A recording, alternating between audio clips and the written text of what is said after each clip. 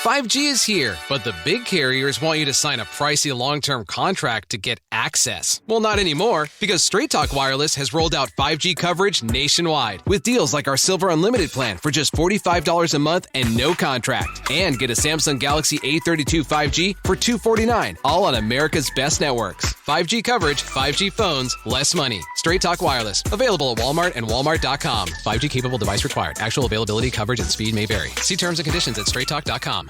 Introducing Under Armour's Infinity High Sports Bra.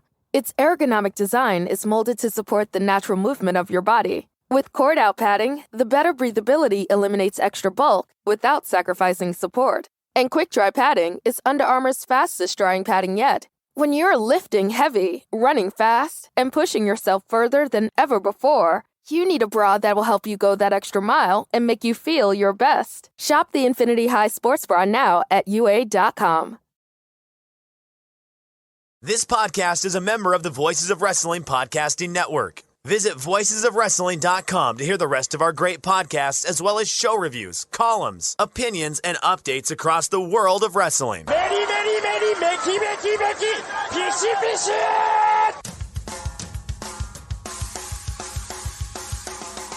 You are listening to the Flagship Podcast with your hosts, Joe Lanza. The fucking sun sucks. I don't know what you people see in the sun. I don't know how you people do the sun. It's just the dirt worst. I want nothing to do with it. I'd be content never going out in the sun again. And Rich Crage. This is the dumbest show. I cannot believe these people. Some people pay us $10 to listen to the show live. This is what we give them for 45 minutes.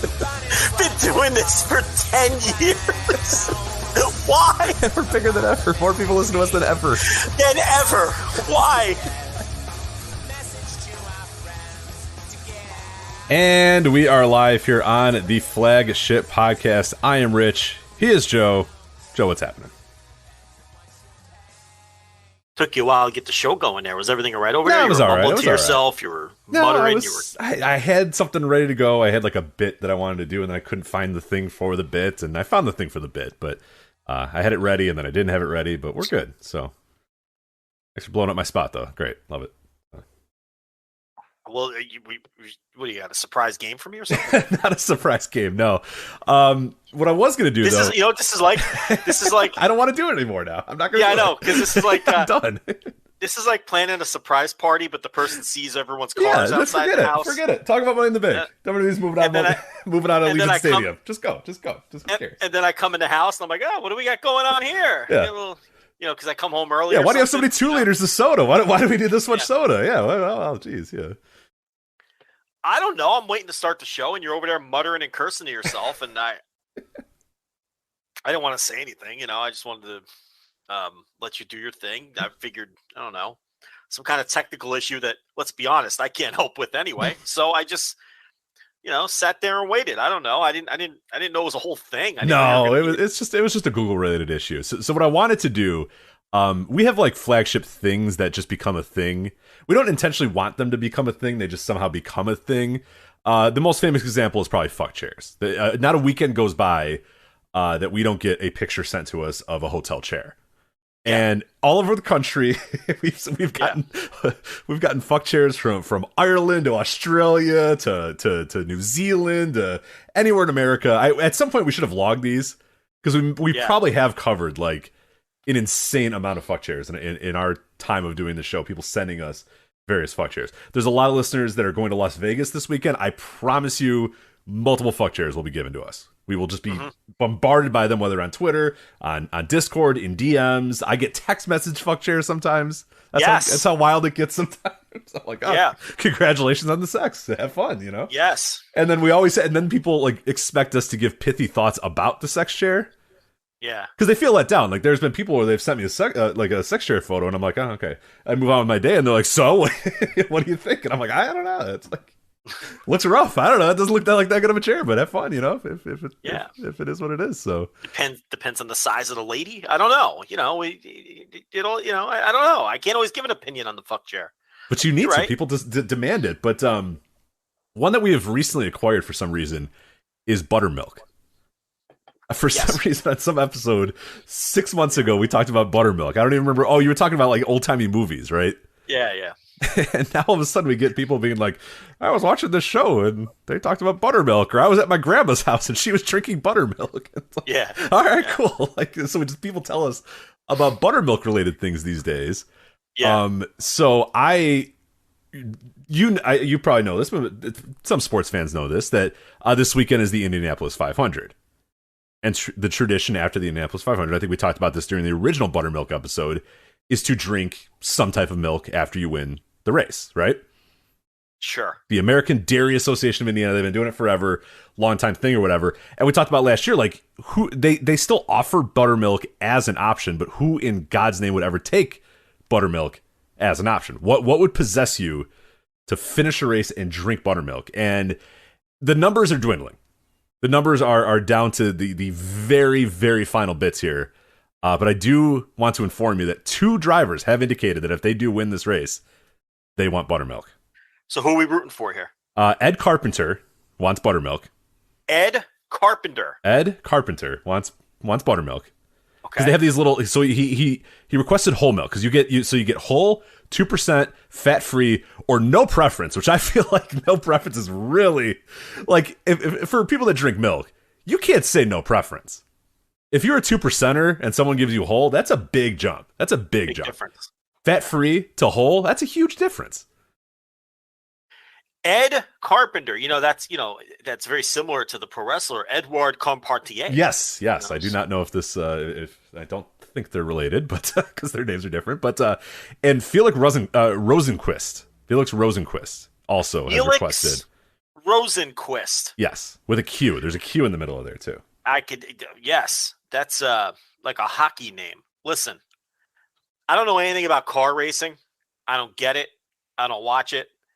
But I know enough to know that neither of those men are going to win this race. There's a very small chance that Ed Carpenter maybe slightly better chance than old Felix, but I don't believe any buttermilk will be drank this Sunday. But there's some other interesting things that I wanted to note here and get some milk talk going here. A few of the guys, so 25% of or 25 of the 32 drivers said they wanted whole milk, which I found a little surprising. Right? That's a lot of people that wanted whole milk. Yeah, I think if I were a driver, because I'm not drinking any of that shit, I'd probably just check off whole milk just to make it simple. There could be a little bit of that going on. Okay. Yeah. So I don't think I've ever gotten your milk preferences. What is a Joe Lanza milk? Do you even like milk at all? I don't drink milk. Yeah, you didn't strike me as a milk guy. Yeah. What am I, 5? What am I drinking milk for? You don't ever have cereal, nothing with milk? I have cereal, sure.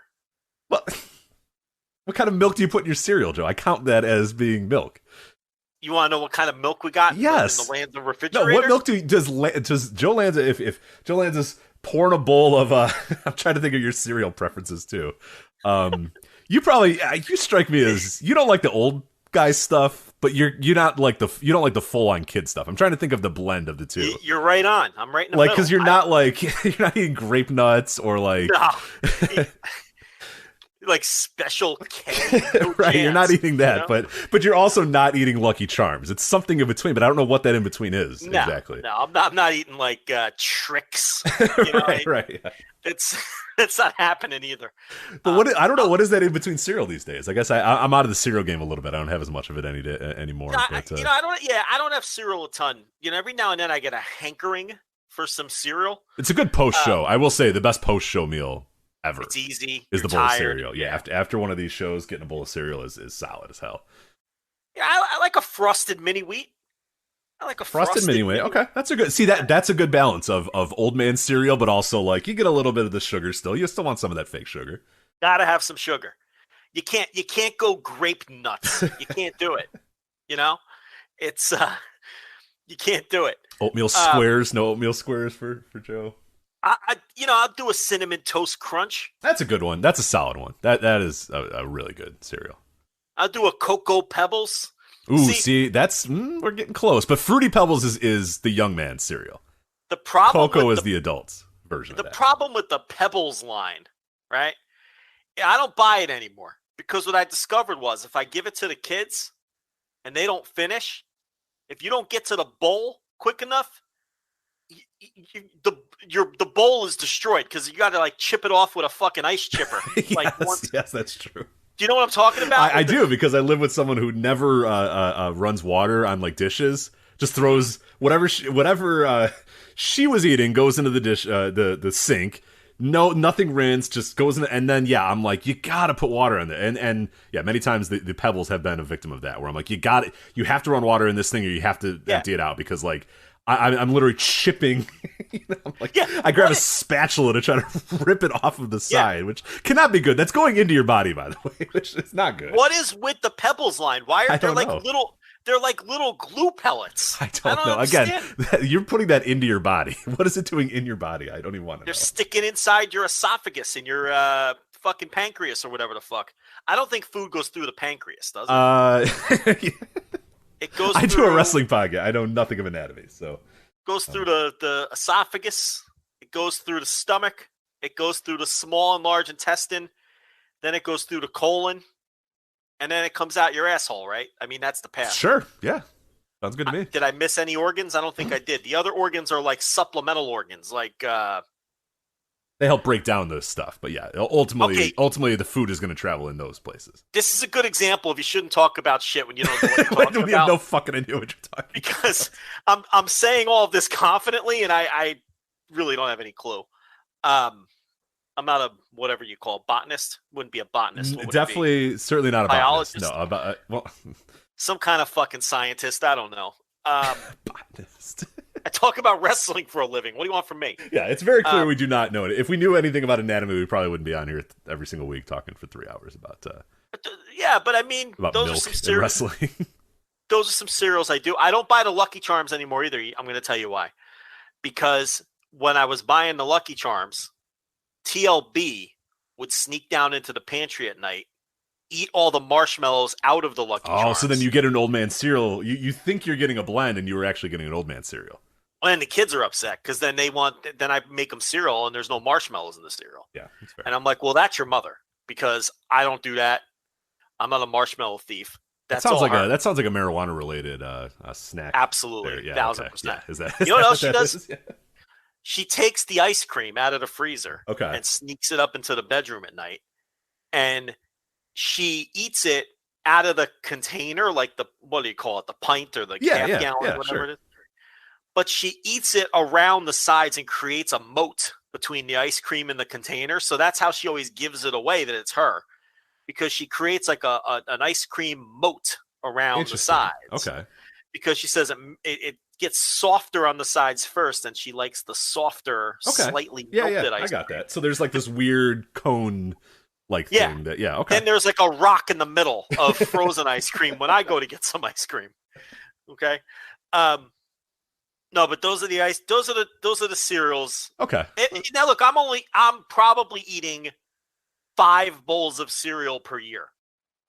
I'm very low these days too. Yeah, it's almost next to nothing at this point. So.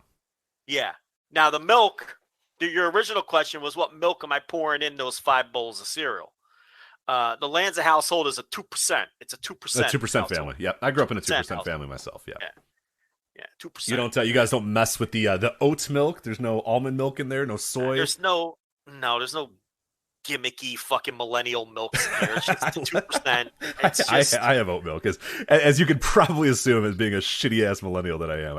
I like oat milk a lot. So nah, none of that. It's 2 points. Do the 2 points. That's it. It's 2%. That's no skim. That's like water almost. It's skim's trash. Yeah, that's garbage. What are you doing? Yeah, just put water in your cereal then. Looks like cum. No whole. That's too much. That's too thick. The whole. I don't know. It freaks me out. So, 2 points.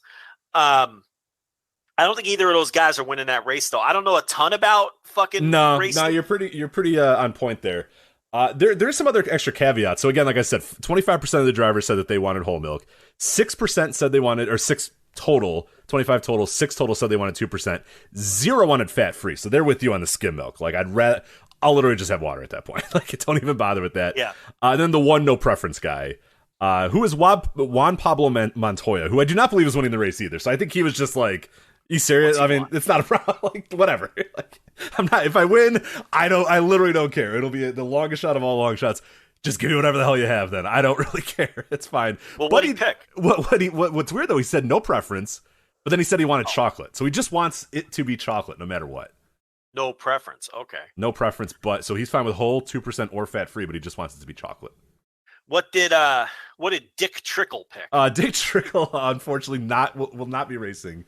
No? In the 2022 Indianapolis 500. No, he was more of a stock car racer than an open wheel racer. He also died in I think 2013.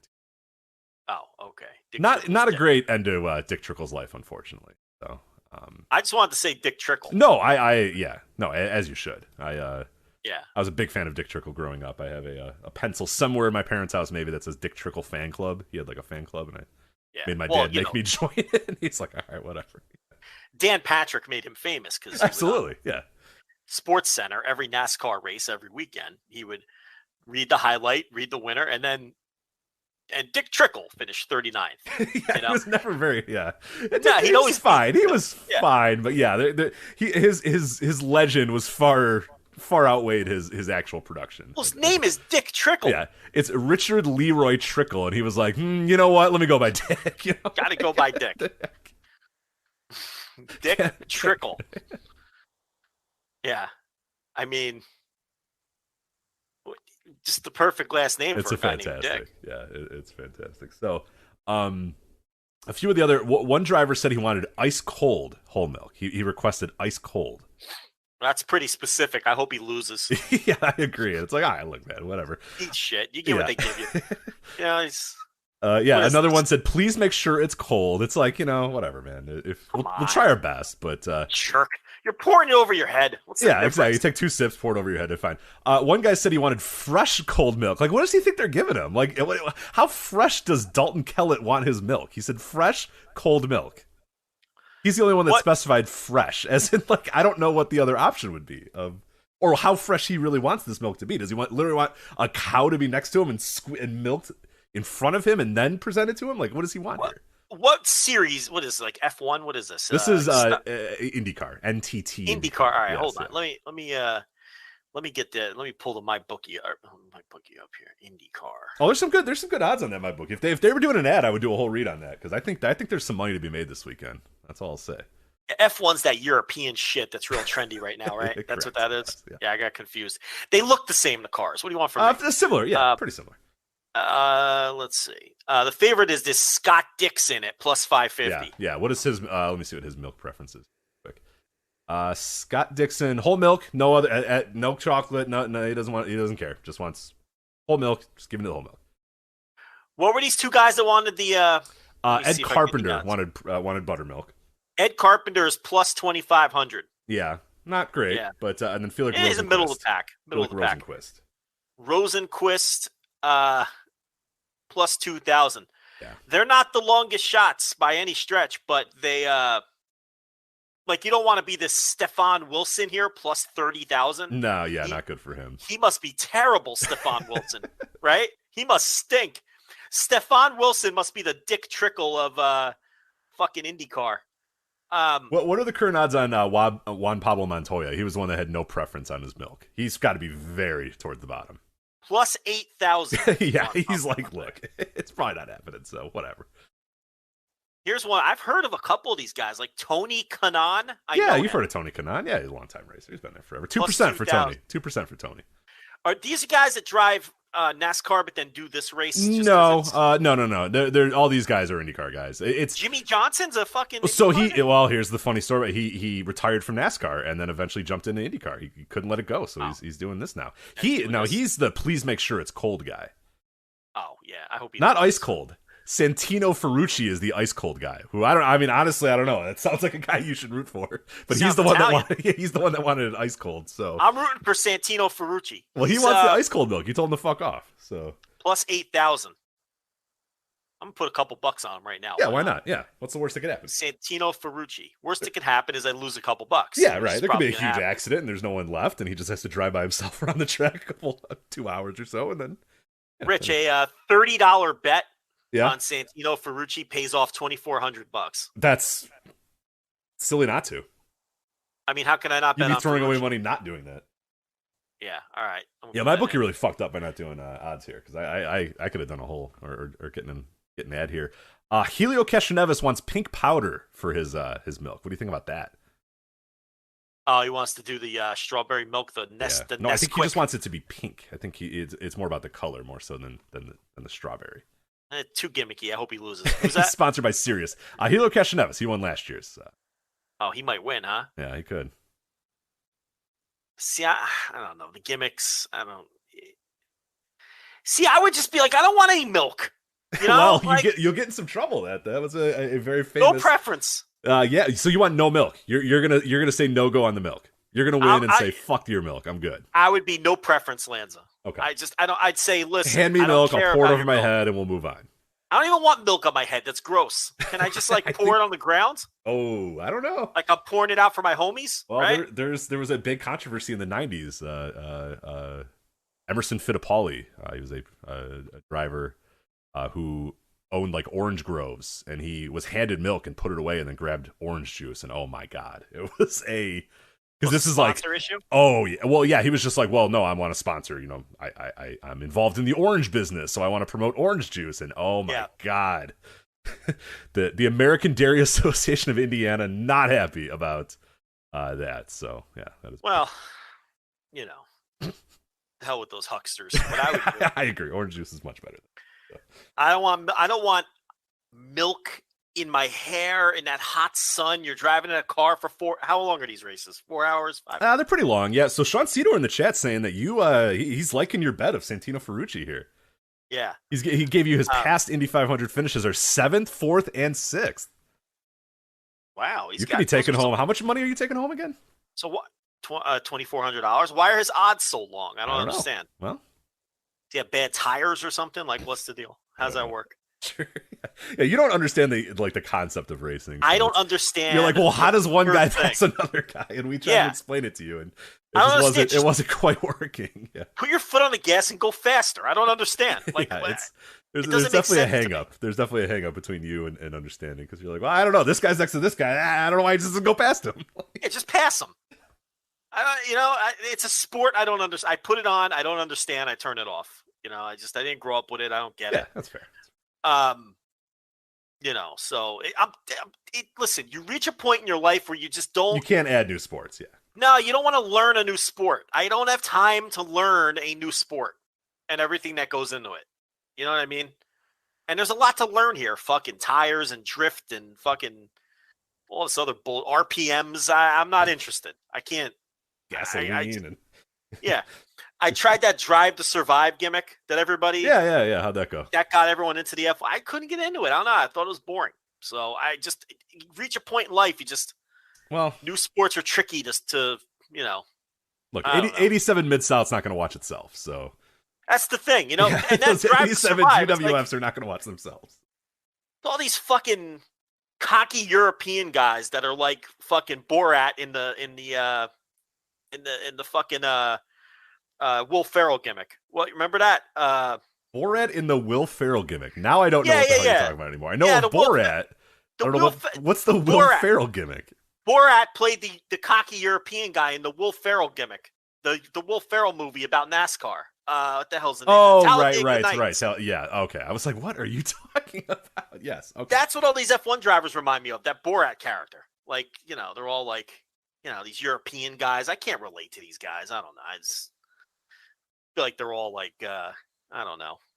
What's the word I'm looking for? I don't know. I like how. Do you not think that like anybody would know who Sacha Baron Cohen is? Like that. I couldn't think of his name in the moment. Okay, I got you. Everybody knows who Borat is. Everybody. I mean, yeah, you're not wrong. People knew exactly who you were talking about when you said. Borat, yeah, except you. You're the only one who didn't know what I said. Borat in the Will Ferrell gimmick. Yeah, but look in the chat. Talladega Nights. All right. You're the only one that. Yeah, you're a little slow on the draw there, but that's all right. Yeah. So anyway, that's the car racing fucking hour here. It's more supposed to be the milk hour, but it turned out to be buttermilk. So yeah, it was supposed to be the buttermilk gimmick. But all right, well, let's get to. We got plenty to get to here, wrestling wise, this week, as we have AEW Double or Nothing coming up this weekend, so we're going to preview that extensively. New Japan's Best of the Super Juniors. We're going to talk about where things lay here on the 26th. End of the tournament is on June 3rd, so we're starting to get some separation in the blocks, but then one of the blocks is just kind of everybody in the big giant lump, like as per usual. RevPro's Epic Encounters 2022. We're going to talk about that show. The very intriguing and not sleazy at all Dirty Ron McDonald versus Brett Lauderdale and GCW thing, fake COVID tests, a bunch of weird people, all this sort of crazy stuff that we will touch on in a bit. Also, the other events going on this weekend in Las Vegas for Double or Nothing weekend. But we're going to start with this news that just broke a couple hours ago, right? I think just a handful of hours before we were going to go live here today. And it is that WWE is moving the Money in the Bank premium live event. I forgot what they're called first. I don't know why we make a note of saying premium live event all the time. I should never forget what they're called. WWE sent an email to people who had purchased tickets to the premium live event Money in the Bank, informing them that the event, originally scheduled for Allegiant Stadium, was being moved to the much smaller MGM Grand Garden Arena. Those who had already purchased tickets to Money in the Bank will be automatically refunded. An exclusive pre-sale for those ticket holders will begin on Wednesday, June 1st. As of May 6th, Dave Meltzer reported 16,833 tickets sold for the event, which is coming up on July 2nd. Allegiant Stadium, by the way, has a listed capacity of 65,000. The MGM Grand Garden Arena, their capacity is 17,000. So that they had 16,833 tickets sold.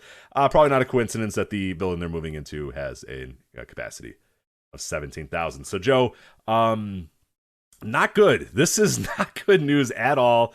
We'll bookend it with a discussion about SummerSlam as well, which tickets for that's not exactly great either. So I don't know if our boy Big Dick Nick's Stadium Series plan is working out so great so far. But this is the first domino to fall, moving from a giant football stadium, turning Money in the Bank, quote unquote, into a stadium show, and now having to eat shit and go to the MGM Grand Garden Arena. Even worse, that they can't even go to the T-Mobile Arena because there's a UFC fight literally on that same night as well. So they're in the smaller arena in the town. You know what I mean? Like, I don't know capacity-wise if they're a small arena, but prestige-wise, T-Mobile's kind of the bigger prestige arena these days. MGM Grand Garden Arena, not so much. But yeah, what did you make of this news when you saw it, that they're moving Money in the Bank? I mean, it's embarrassing. There's no other way around it. I don't know how do you think they're going to spin it?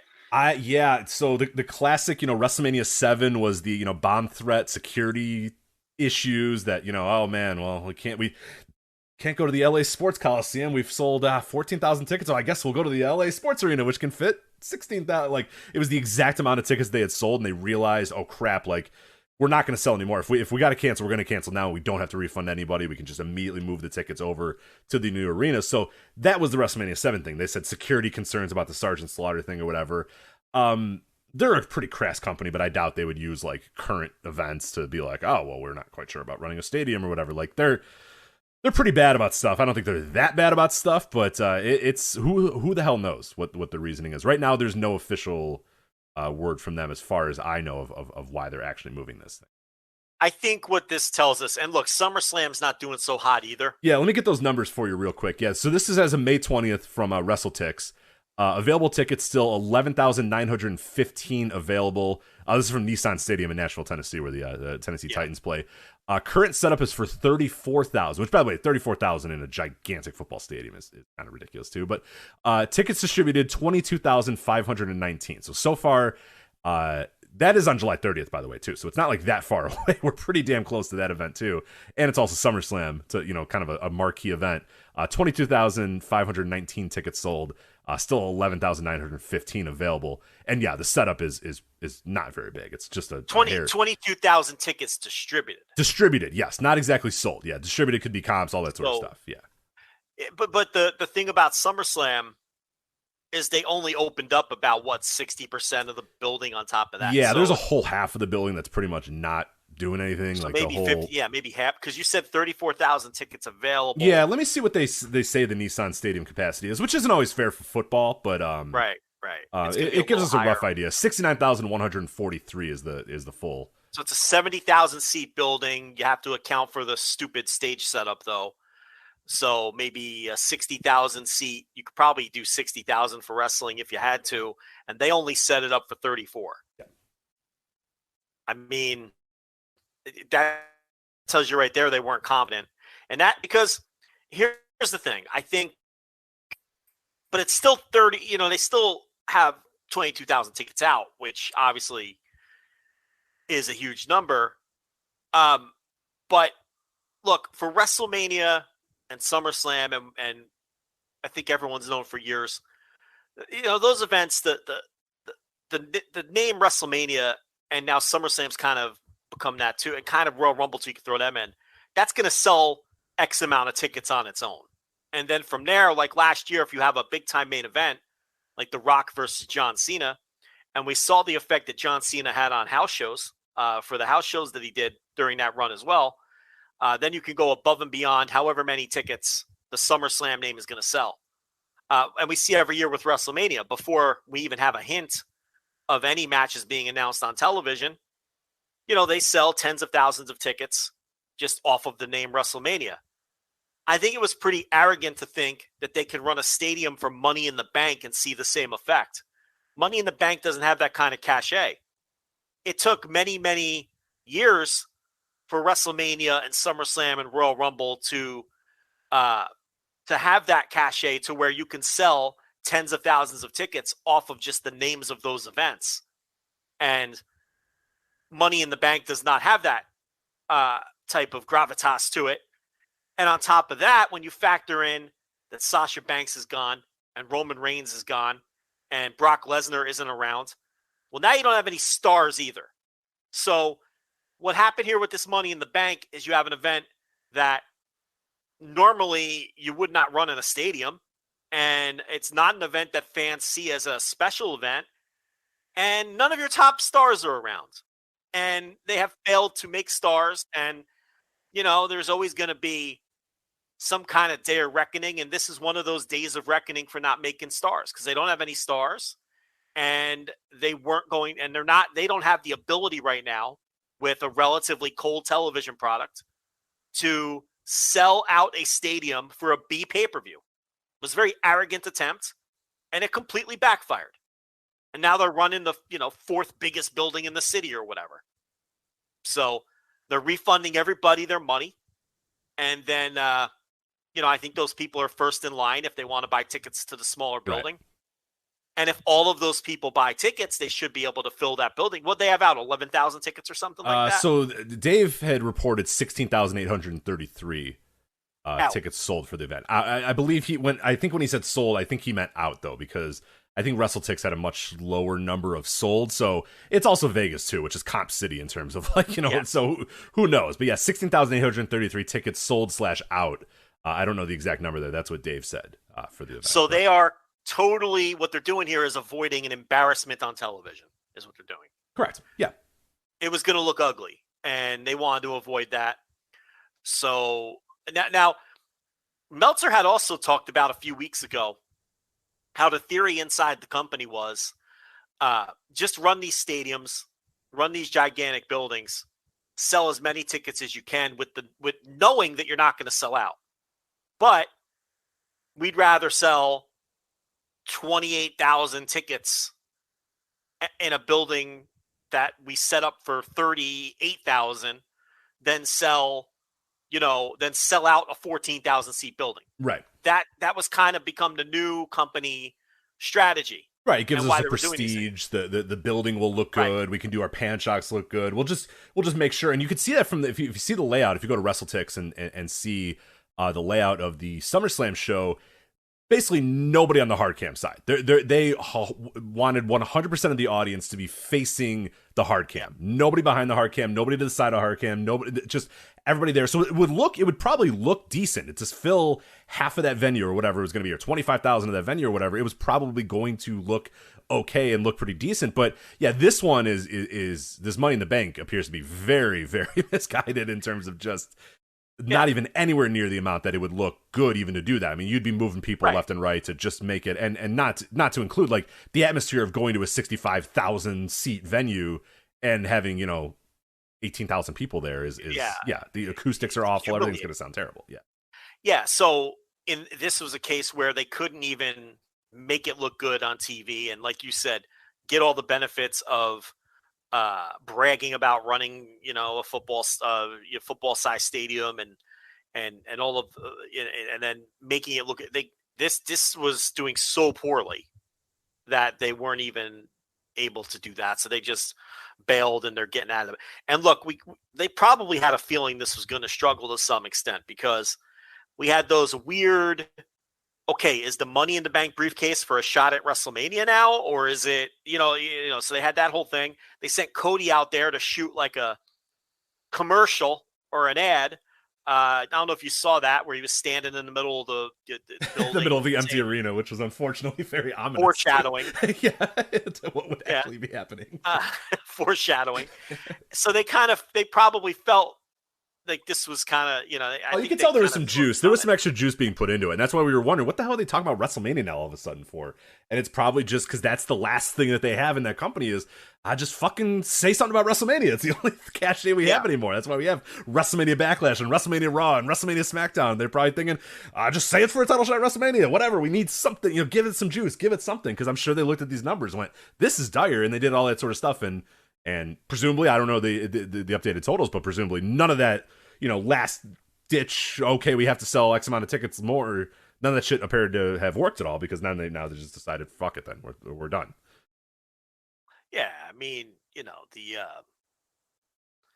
TV is kind of stabilized, but is mostly cold. I mean, you look at the last 3 months of Raw, and they're down in total viewership year over year. They're down big double digits in 18 to 49 year over year.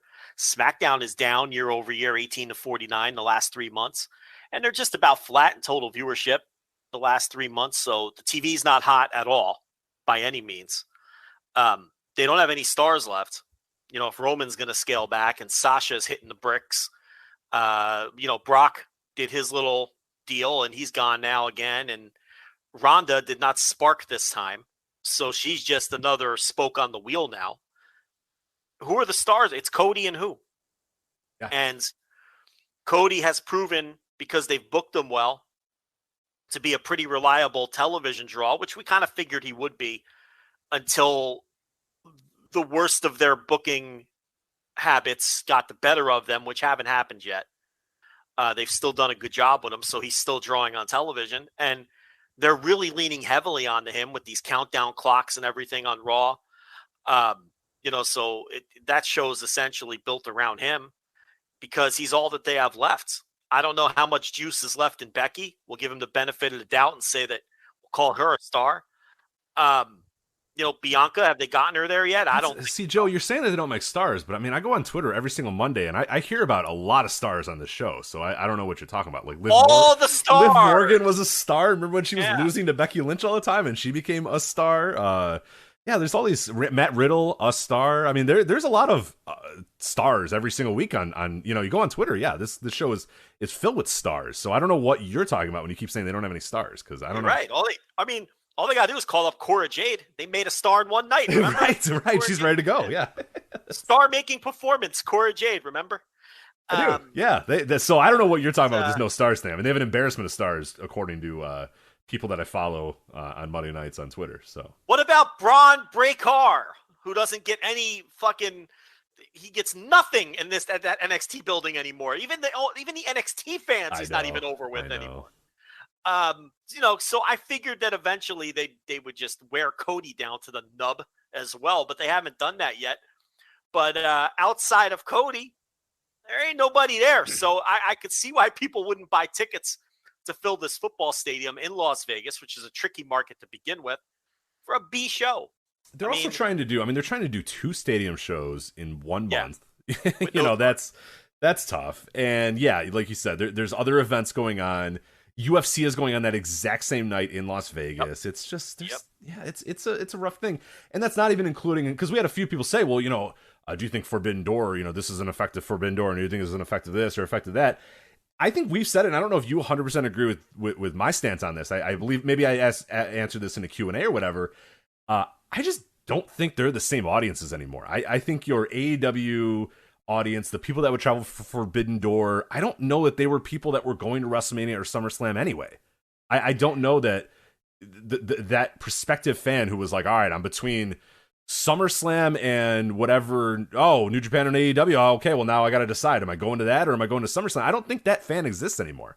I think the WWE fans are your WWE fans, and your AEW, New Japan, your counterculture fans or whatever. They now have that counterculture for them. They now have that company that's providing that stuff for them. So that's the fan that I think is traveling for Forbidden Door. That's the fan that's going to All Out. That's the fan that's converging on Las Vegas this weekend for Double or Nothing. I don't think those same fans exist anymore. I could be swayed either way. I don't think those fans ever consider going to SummerSlam. I don't think those fans ever consider going to Money in the Bank. I don't think the money buying fans are the same the money spending fans are the same fans. I think you're right. Right. Because someone asked me on the Q&A, I remember now what did this. They were saying, why haven't we heard any more CM Punk chants? Why are there no more beach balls? Why are there no more waves and all that sort of stuff? And I was like, those fans are just gone because they don't need to be at WWE anymore. They have a product every single week on American television, very easy to find that caters to what they want, that they think is good. So they just kind of said, all right, well, I'll just watch this then. So those fans are gone. I don't know what those fans, because people are like, oh man, the WWE fans have been very receptive lately. They're, perfectly, normal and perfectly fine. And when they say to cheer, they usually cheer. And when they say to boo, they usually boo. It's because you're down to that fan, which is probably what they probably like that a little bit more, that those kind of, get themselves over smarky fans are gone or whatever. But those fans have, so I just don't know that those have an effect on each other. I understand how in like prior years you might say, oh wow, well AEW run it. I just really think that you have now drawn your line in the sand, and you aren't somebody that's going to go to Forbidden Door and then also try to go to Money in the Bank. I think you're one or the other at this point. You're either going to AEW shows or you're going to WWE shows. Yeah, I think there's some truth to that. It's I've written some stuff and done some audio too, in that I don't know that AEW should even be attempting to, because there's this kind of this theory that Tony Khan and AEW, they're not doing enough to get enough of the existing WWE or wrestling fans to watch AEW. I think they've converted all the WWE fans that they're going to convert. I think the WWE fans that are remaining just really like WWE. Right. And for some reason, I don't know what they like about it. All the stars. They love all the stars, Joe. It's just... There's superstars up and down the show. That's what they love, clearly. Yeah, I don't think there's anyone else left who's a diehard WWE fan to win over, because they like the overproduced WWE style of wrestling. They like the way... And I cannot believe it. It's unfathomable to me that anyone would think this way, but they like the way WWE tells their stories. They like it. I mean, I don't understand it either, but they like the overly choreographed entrances. They like the caked on makeup on all of the women. They're into that, and they like that. AEW's not going to give them that. And, when these people say, oh, well, WWE actually has storylines and they tell stories, I don't think those people are being disingenuous. I think they believe that. They like that kind of hand-holding, dumbed-down, a fifth grader can understand it, and kind of storytelling. And I'm not trying to be passive-aggressive or dismiss. Just they like it. For whatever reason, they like it. Either because they want to turn their brains off. That's all they know. I mean, there's a whole generation that's all they know as well. Yeah. I mean, I'm a child of, growing up with WCW and WWF and ECW all kind of running at the same time, and that's just, counting that, not only, learning about the independents, learning about Japan, learning about Mexico, all that sort of stuff. Like, just as an American wrestling fan, just as like a teenager or even younger than that watching TV, I had access to I had WCW, WWF, and ECW at that time. So I knew, but there's a whole generation of fans. I mean, that this is all they know. They know WWE, and to them, that's it. That's how you do pro wrestling. They're doing pro wrestling right. AEW is doing it wrong, when in fact, I think most people would greatly disagree with that. Or I'm sure everybody listening to this show would greatly disagree with that. Yeah, they don't have the patience or the understanding of, a lot of the territory-based style storytelling that they're doing in the other company. I mean, Wardlaw power bombing jobbers, for months and months, and Sean Spears imploring him to stop power bombing people, because he doesn't want Wardlaw to get pops, and then not paying that off until months later when Wardlaw is facing Spears in the cage, and then has free reign to powerbomb him 5, 6, 7 times as sort of this long play payoff to when Spears was getting annoyed at Wardlaw powerbombing these other guys.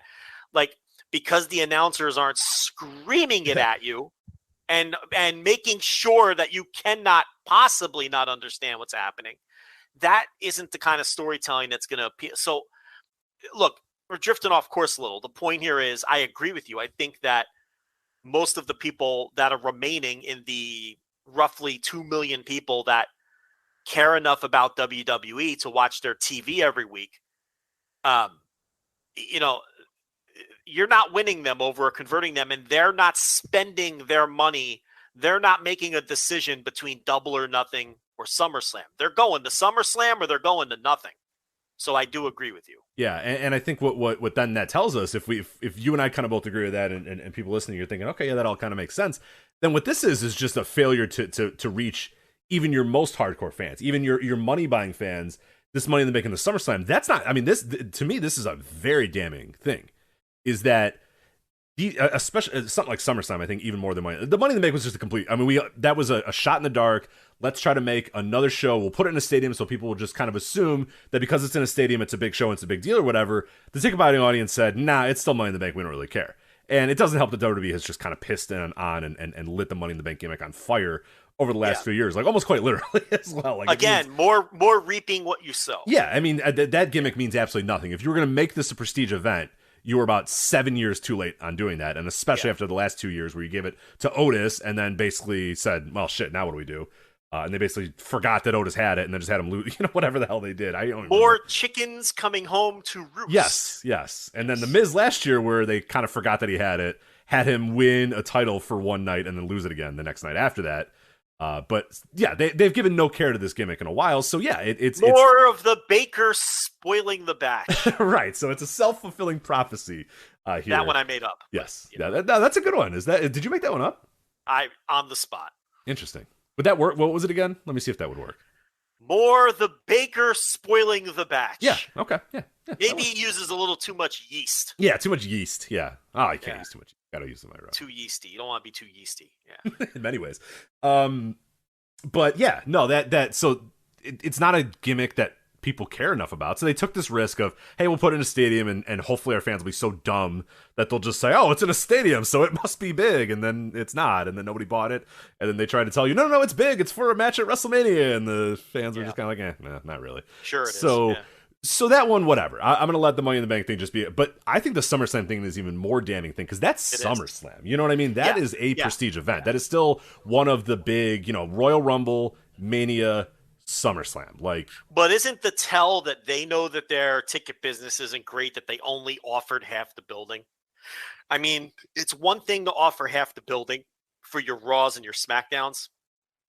Because, that's the other thing. Their Raws and their SmackDowns, they've only been offering half the building, which is embarrassing enough. But they kind of saw this coming, because they didn't offer the whole building this time.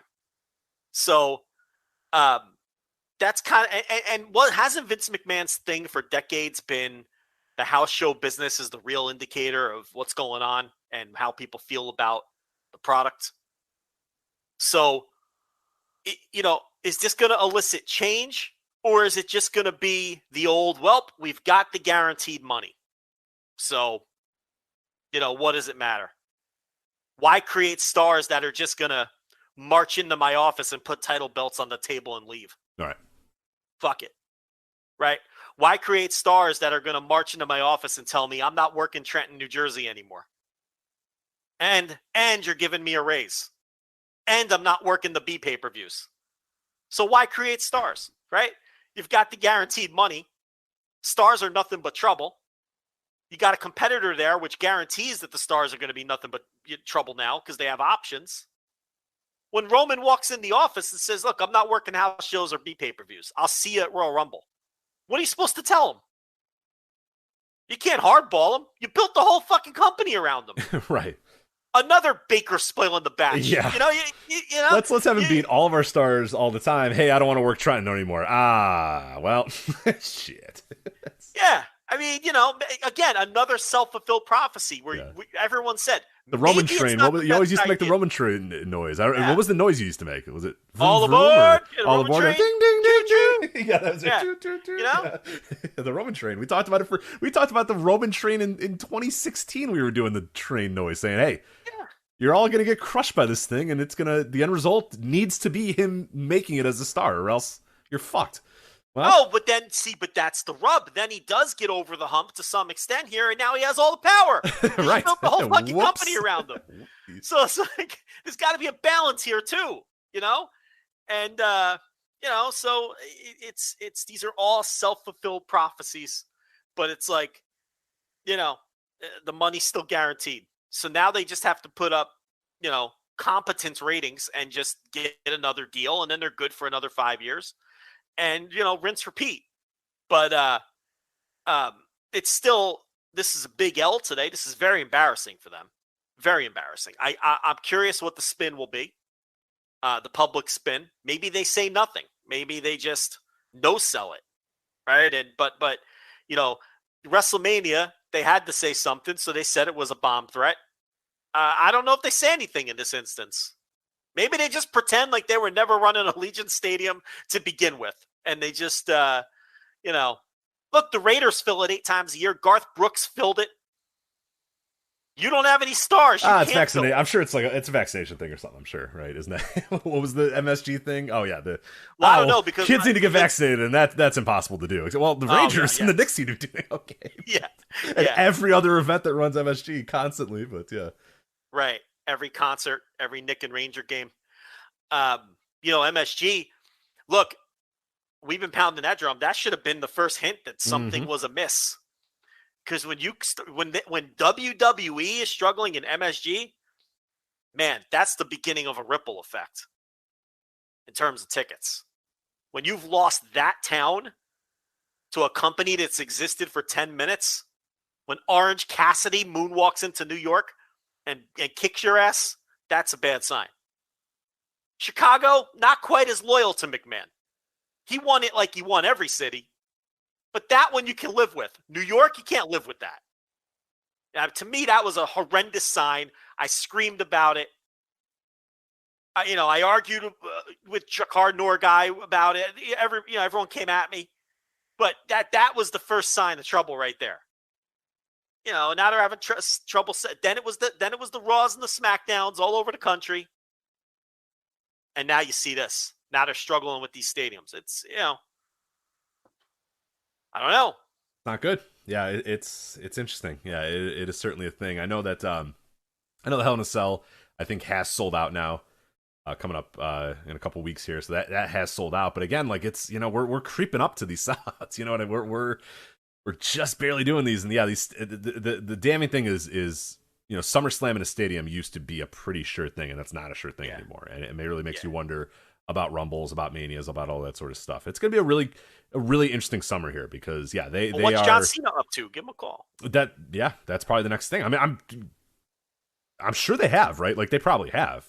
Maybe he's making blockers too. Yeah, he's probably just like, nah, I'm good. You can't call me all the time. And it's a very, it should be a very eye-opening thing for everybody in that company. It should be an eye-opening thing for wrestling fans too, to say, oh my God, what's going on? How's the thing in the UK doing, that stadium show? I haven't followed that. The prices were were utterly ridiculous, which was the big problem with that. They overpriced the market, and so I don't know. I think the theory is they'll eventually bring the ticket prices down and get people in the building, but people just couldn't afford the tickets. Okay. So, you keep an eye on that too. But again, they're just chasing the biggest gates possible, which isn't the worst way to approach it. But it works a lot better when the product is hot and you have some stars, which neither of those are the case right now. Despite the tweets. Yeah, despite the tweet about stars. Well, star-making performances every night. But, Liz Morgan is just on a... I mean, she was having star-making performances every night for like 2 straight months, which is wild. She has had enough star... Like, she would be the fucking Rock by now if she had as many star-making performances. You would think that Liv Morgan is just like, It's Start making nothing promos, against start making matches, start making. Yeah. She never wins any of these matches. She always loses and doesn't win any titles. But yeah, she's They just throw that around, though. I mean, the Cora Jade one will always be the best. That is the great. What was the context of that? What did she do that was a star? I don't even remember. That was the NXT show where she scored the fall in the women's war games. Oh, right. And it wasn't just dopey fucking like stan fans. It was wrestling media tripping over themselves to declare Cora Jade had a star-making performance, and she wasn't like even special at all in the match. Like, she didn't really stand out. If she hadn't scored the fall, there'd truly be nothing that made her stand above anyone else in the match. She scored the fall. She sold her arm a little bit, and then everyone declared it a star-making performance from Cora Jade. And it's like so unfair to Cora Jade, number one. She was fine in the match. She wasn't bad. She was just perfectly acceptable in the match. Everyone, you know all the sites. I don't need to. You get mad when I name them. You get mad when I name them. So I'm not. Wrestling Inc. I'm not going to name them. Fightful. I'm not going to name the sites. Daily DDT has. I'm looking at the headline right now. It says Cora Jade had a star-making moment at NXT War Games. So Cora Jade's performance is one of the big talking points coming out of NXT War Games on Sunday, and she can become a future star. All right, star-making performance. She's not wrong. The show's doing .11s. No one cares about Cora Jade. Nobody who didn't care about Cora Jade before that match cares about Cora Jade now. Nobody watches the show. Less people watch the show now than were watching it before her star-making performance. Cage side seats. God, that's the best example. That was Daily DDT. I do not want to besmirch. Isn't that the same thing? They're somehow different. No, they are. Well, different. Whatever. Daily DDT. To be fair, the headline says star-making performance, but then the subhead says could become a future star. And I mean, anybody could become a future star. So yeah, they're not wrong. She could definitely become a future star. I certainly wouldn't bet on it. I think your Santino Ferrucci bet has a more chance of coming true than Cora Jade becoming a future star. But I guess I can bang Megan Fox one day too. Who knows? You keep it alive. Keep the dream alive. Yeah. Yeah, you cross your fingers. Listen.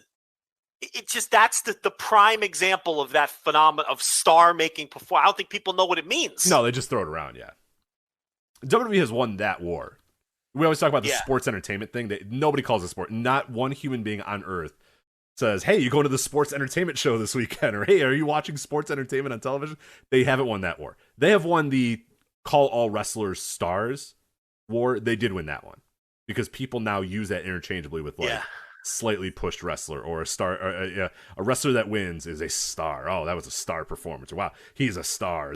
She's a superstar. And it's like, no, term that used to have real meaning. Hulk Hogan, star. The Rock, star. Steve Austin, star. You know what I mean? Like, those are stars. Cora Jade.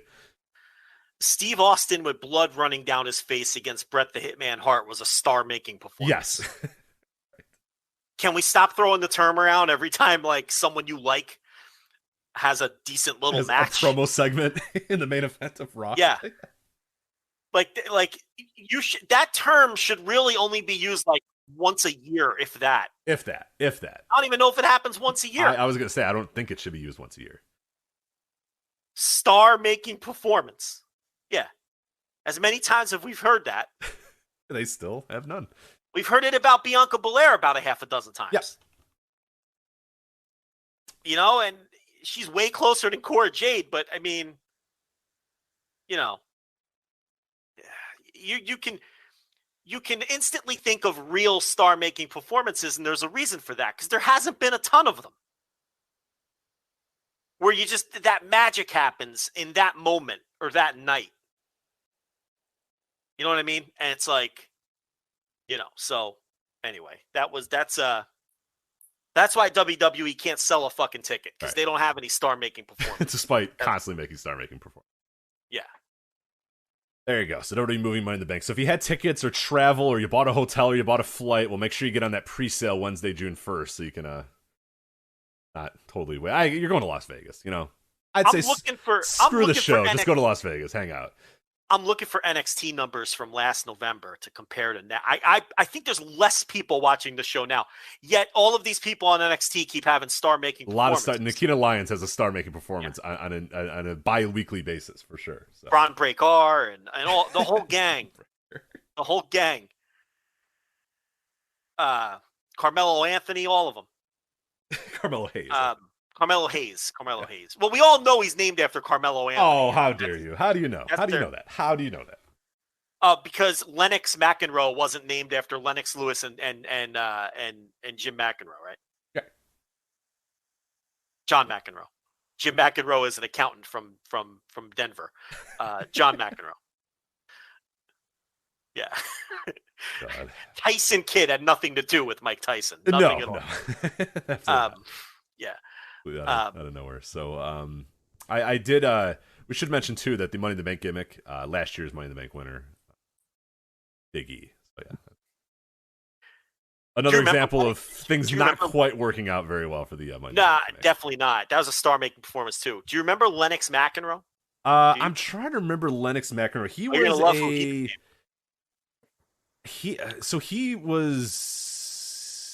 a FCW guy, right? Don't look it up. No. I know who that is. I'm pretty sure. Many years ago. Isn't that Big Daddy Yum Yum's like FCW name? Big Daddy Yum Yum, correct. Yes. Or what's it? Byron Wilcott. I only know him as Big Daddy Yum Yum, and I feel sorry. Yes. That's not really. It's just. But who doesn't know him as Big Daddy Yum Yum? Yeah, Byron Wilcott. That was his FCW name, right? Yes, Lennox McEnroe. Yeah, there you go. Yeah. He was there for a long time, wasn't he? The amalgamation of two very different sports figures into one. The name machine was really purring back then. Lennox McEnroe. What's our boy Big Daddy Yum Yum up to these days? He's still. Is he still in Texas? Still wrestling in Texas? Don't search it with speaking out. Don't. Oh no! Really? Leave it alone. Oh man! All right. Well. Never meet your heroes, right? Never meet your 260 pounds of pure milk chocolate. That's how that man was announced. Really? He got a little hot water. There's so many. You forget them. Well, I was also on vacation during that period, so I only got like the top tier ones. Yeah. I remember waking up like one random morning and just being like, "What in the fuck has happened to pro wrestling?" And so I only got like the top tiered ones. And Byron Wilcott slipped through the cracks, unfortunately. So darn it. Well. Run a little Google on that one if you want. Let me Big Daddy. I'm not going to talk about it. I just want to see. Well, I'm looking at his cage match, and he did stop wrestling in early 2020. So. Well, that would do not pick up post-COVID any more bookings. So. Yeah. Well, I don't know. Awkward. Change the topic, Rich. Yeah. All right. Well, God. That is already Money in the Bank. It's moving. MGM Grand Garden Arena. So. All right, let's move on to AEW Double or Nothing coming up this Sunday. I just want to note that we are going to be doing an instant reaction live immediately following the show. It's on flagshippatreon.com. The $10 tier, we usually do it about 10-15 minutes after the show ends. We get all ready to go, and we go live. Sometimes an excruciatingly long review of Double or Nothing. So yeah, if you think we're going to get on there and it's going to be 15-20 minutes, no. It's us. So you know what it's going to be, and sometimes it is, excruciatingly long, how detailed, but it's detailed. We go into every single match, we give our ratings, we give our review, all that other stuff is there. That'll be live immediately following Double or Nothing this Sunday, so make sure you're on that $10 tier, flagshippatreon.com. Make sure you're ready to go, so do it right now if you need to. Don't wait till the final minute. We're going to go live about 10-15 minutes after the show this Sunday, flagshippatreon.com. $10 tier. There's a great preview of the show right now up at voicesofwrestling.com. And one last plug-a-risky here. If you are ordering the show on Fight, please use voicesofwrestling.com/fight. You will pay the exact same price, but we will get a small percentage of every purchase. So it helps us out tremendously. It's a good little chunk of change that we can use to help spread to everybody else that contributes to the website as well. So if you're ordering the show on Fight, voicesofwrestling.com/fight. But Joe, I did not listen to your Thursday tier reviews this week. You released it just before we went live on here, but so excuse me if I bring up any points that you're going to bring up, or if I'm making you repeat anything you brought up. But overall, what are you feeling about Double or Nothing? Right, it felt like a kind of a cold build a couple weeks ago, but I think I'm pretty into this now after what I thought was a really, really good go-home show of Dynamite yesterday. Well, I played a game on the reviews. Do you want to? You can participate if you like. Yeah, because I think I like games. Yeah. So what I did up behind on the Thursday TV reviews is because people have talked about the build to the show and like you just mentioned, is it a cold build? Is it a good build? I went down the line every match and I assigned them a grade from 1 to 10. 1 being the worst build you've ever seen in all of your years watching wrestling. 10 being one of the greatest builds you've ever seen in the history of watching wrestling. And I assigned a number to each match. So let's see how close your number comes to my number and then argue about it if they're way off. There we go. All right, cool. Let's do it. Hookhausen versus Tony Nese and Smart Mark Sterling. I can't lie. How has the build been for Hookhausen versus Tony Nese, Mark Sterling, 1 to 10? I can't lie. It's been pretty damn good. I'm not a Danhausen guy yet. But I am a Hookhausen guy because it's got Hook. I would say about a solid 6 or 7. Rich, you have to pick a number. You can't. Okay. You can't say 6 or 7. I mean, 6. what is this?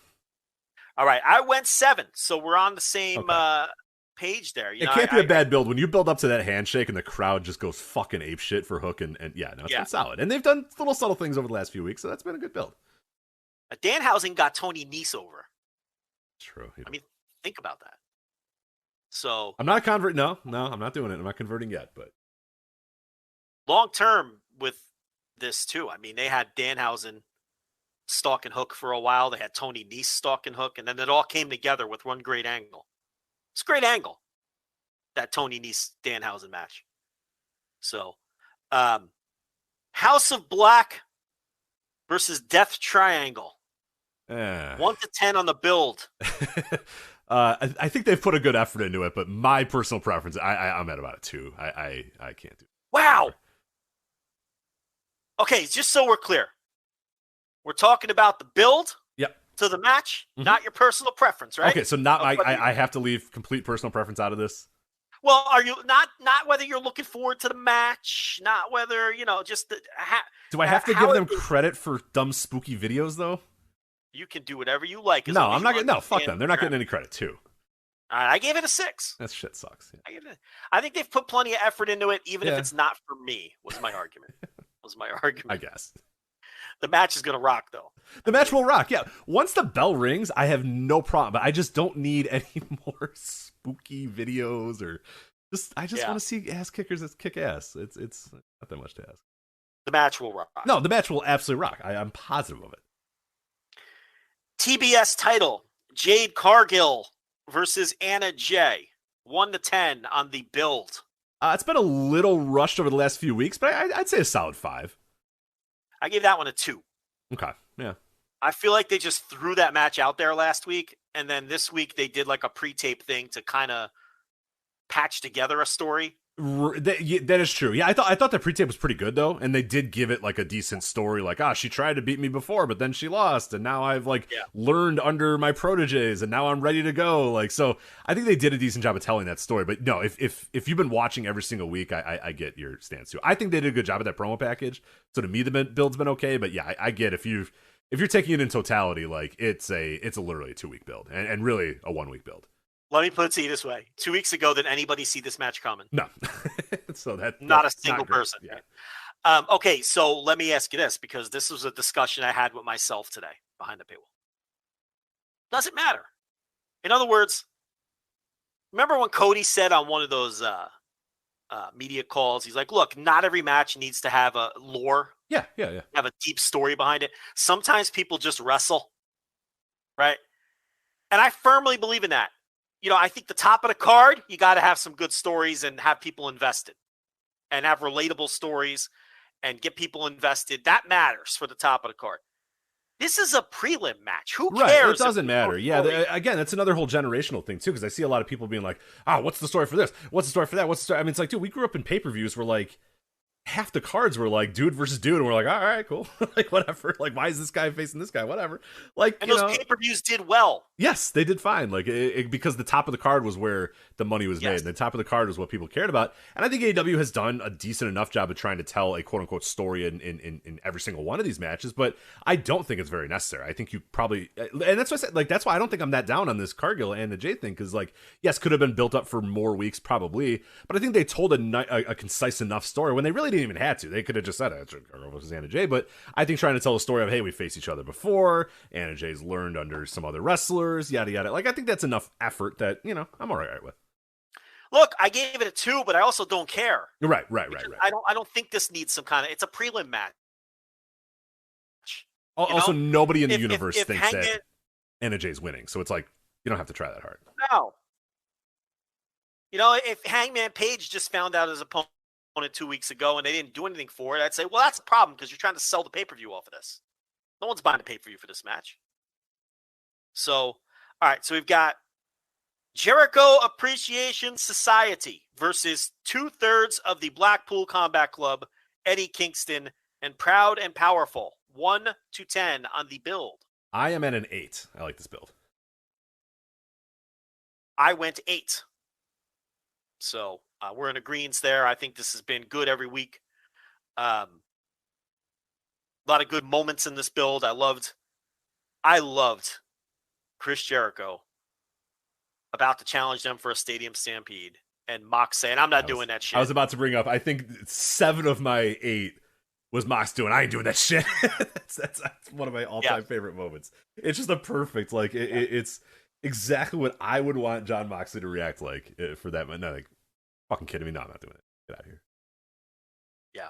Like, like you could believe that Jonathan Good would say the same thing too. Like, absolutely. They presented it to him backstage, and he goes, "Nah, I ain't doing that shit, man. No." Yeah, and the sports entertainers would want to do that match. right. Like, it all just works. It all is such a great moment. Yeah, it's fantastic. That was such a great moment. That was such a great segment. If William Regal would have been able to spit out his line about sticking the toothbrush up his ass, what is wrong with him? Like, he was a good promo. He told you he was dying. You didn't listen. Nobody listened. He said he was dying. Remember when he came to AEW and said, I don't have that much longer to live? And he told you he's dying. Okay, so if I'm understanding you right, your theory is Please do not report anything. I'm joking. He's a bad promo because he's dying. Yeah, he told you. I didn't say he's dying. Right. He said he's dying. Yeah. I don't know what happened. Like, I mean, we're all dying, but he specifically made a note of it. Yeah. Like, I don't know how much longer I have to be on this earth. And we're like, oh, yeah. Like, the fans don't know how to react. Yeah, people really didn't, like, no one's really taking that as seriously as I think they should. The man thinks he's dying, right? Didn't he say it on a podcast? Right? And people are just kind of like, yeah, whatever. Yeah, I don't know. Young Bucks versus the Hardy Boys. 1 to 10 on the build. Well, I don't watch Being the Elite, so 0. Wow, you're going off the board with the full 0. All right. I went 5 on it. You know, Young Bucks side-eyeing the Hardys for weeks on in-ring segments. And then I thought the Hardys Jeff didn't contribute much, but I thought Matt Hardy... Yeah, Matt did a good promo. Jeff did not. Jeff did a good promo. Go away. I hate Jeff Hardy, dude. Go away. This is another example, though. Do we really need 1,000 backstage segments and everything else for Young Bucks versus Hardys? No, just go out there and do your shit. Do some flips, do some kicks. Yeah. I mean, this is 2 generational tag teams from 2 different generations, probably wrestling for the last time, probably wrestling for the only time in this company. Again, do we need lore? Do we need a huge backstory? Do we need 1,000 angles and 1,000,000 backstage segments for this? No, you don't. I don't think we do. Right, which is why I think that, despite my 0, like, I still think, like, it's not, again, I'm not upset about that because I would rather TV time be devoted to a lot of these other matches. I'd rather TV time be devoted to Page and Punk and MJF and Wardlow and those sort of things.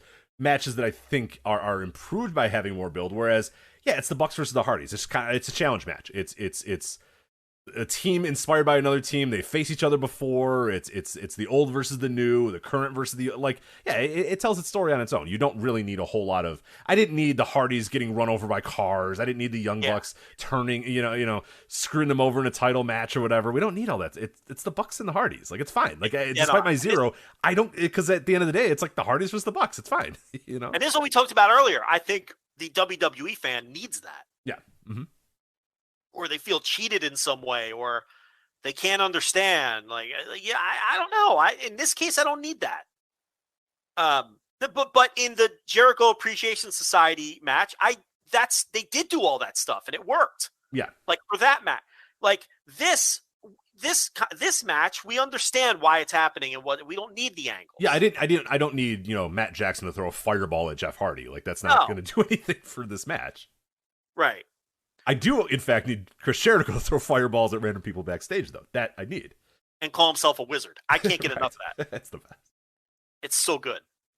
When he's on, he's still the best. Thunder Rosa versus the Professor, Serena Deeb. 1-10 on the bill. 4. All right, so I gave this a 2, and I struggled with this one because clearly there was a ton of effort put into this build. Yeah. The execution was horrendous. So, you have to mark off for that. The promos were terrible. The segments were bad. Deeb cannot talk. She is exhibit A of needing a manager. Thunder Rosa tries her best and is getting better, and I will give her credit. I thought this week's promo was good. She was really good. She was really good this week. There was fire. There was passion. You felt emotion behind it. It was the best segment out of all of, which is very low bars of all the segments building to this. But they put a lot of effort in, but I really think Tony put both of these women in a terrible position, putting them in front of live crowds every week to talk when neither one of them are very good at talking. And most of the segments died a death as a result. But I have to give it a 2 because the execution was so poor. Yeah. The segment the week before was with Dustin, and Serena kept droning on because she was losing her. She was clearly nervous. What do we always say? When wrestlers lack confidence, the audience sees right through that could see it. It's the most obvious thing when a wrestler doesn't have that, and it's painful for them. Fake. It's painful for the crowd. It's painful for the viewer. It's the worst thing ever when you watch a wrestler that doesn't have confidence. Yeah, or when it's fabricated confidence, you see right through it. So yeah, I gave it a 2 for that reason because it's been awful. The execution has been awful, and I think they're gonna have a really good match. I do, provided Thunder Rosa, because everyone's saying she's hurt and all that, and so if she's healthy enough to have a good match, I think they will have a good match. I skipped the Owen finals because those aren't fair. I don't think it's a tournament. They're tournament finals. I mean, what build are we supposed to? You know what I mean? Like, I don't know. So those I don't think apply. Team Taz versus the Jurassic Express versus Swerve Strickland. I've been saying Swerve Scott behind the paywall. Me too, and I don't know why I keep saying he was only Swerve Scott for 6 months. I know him as so many other names.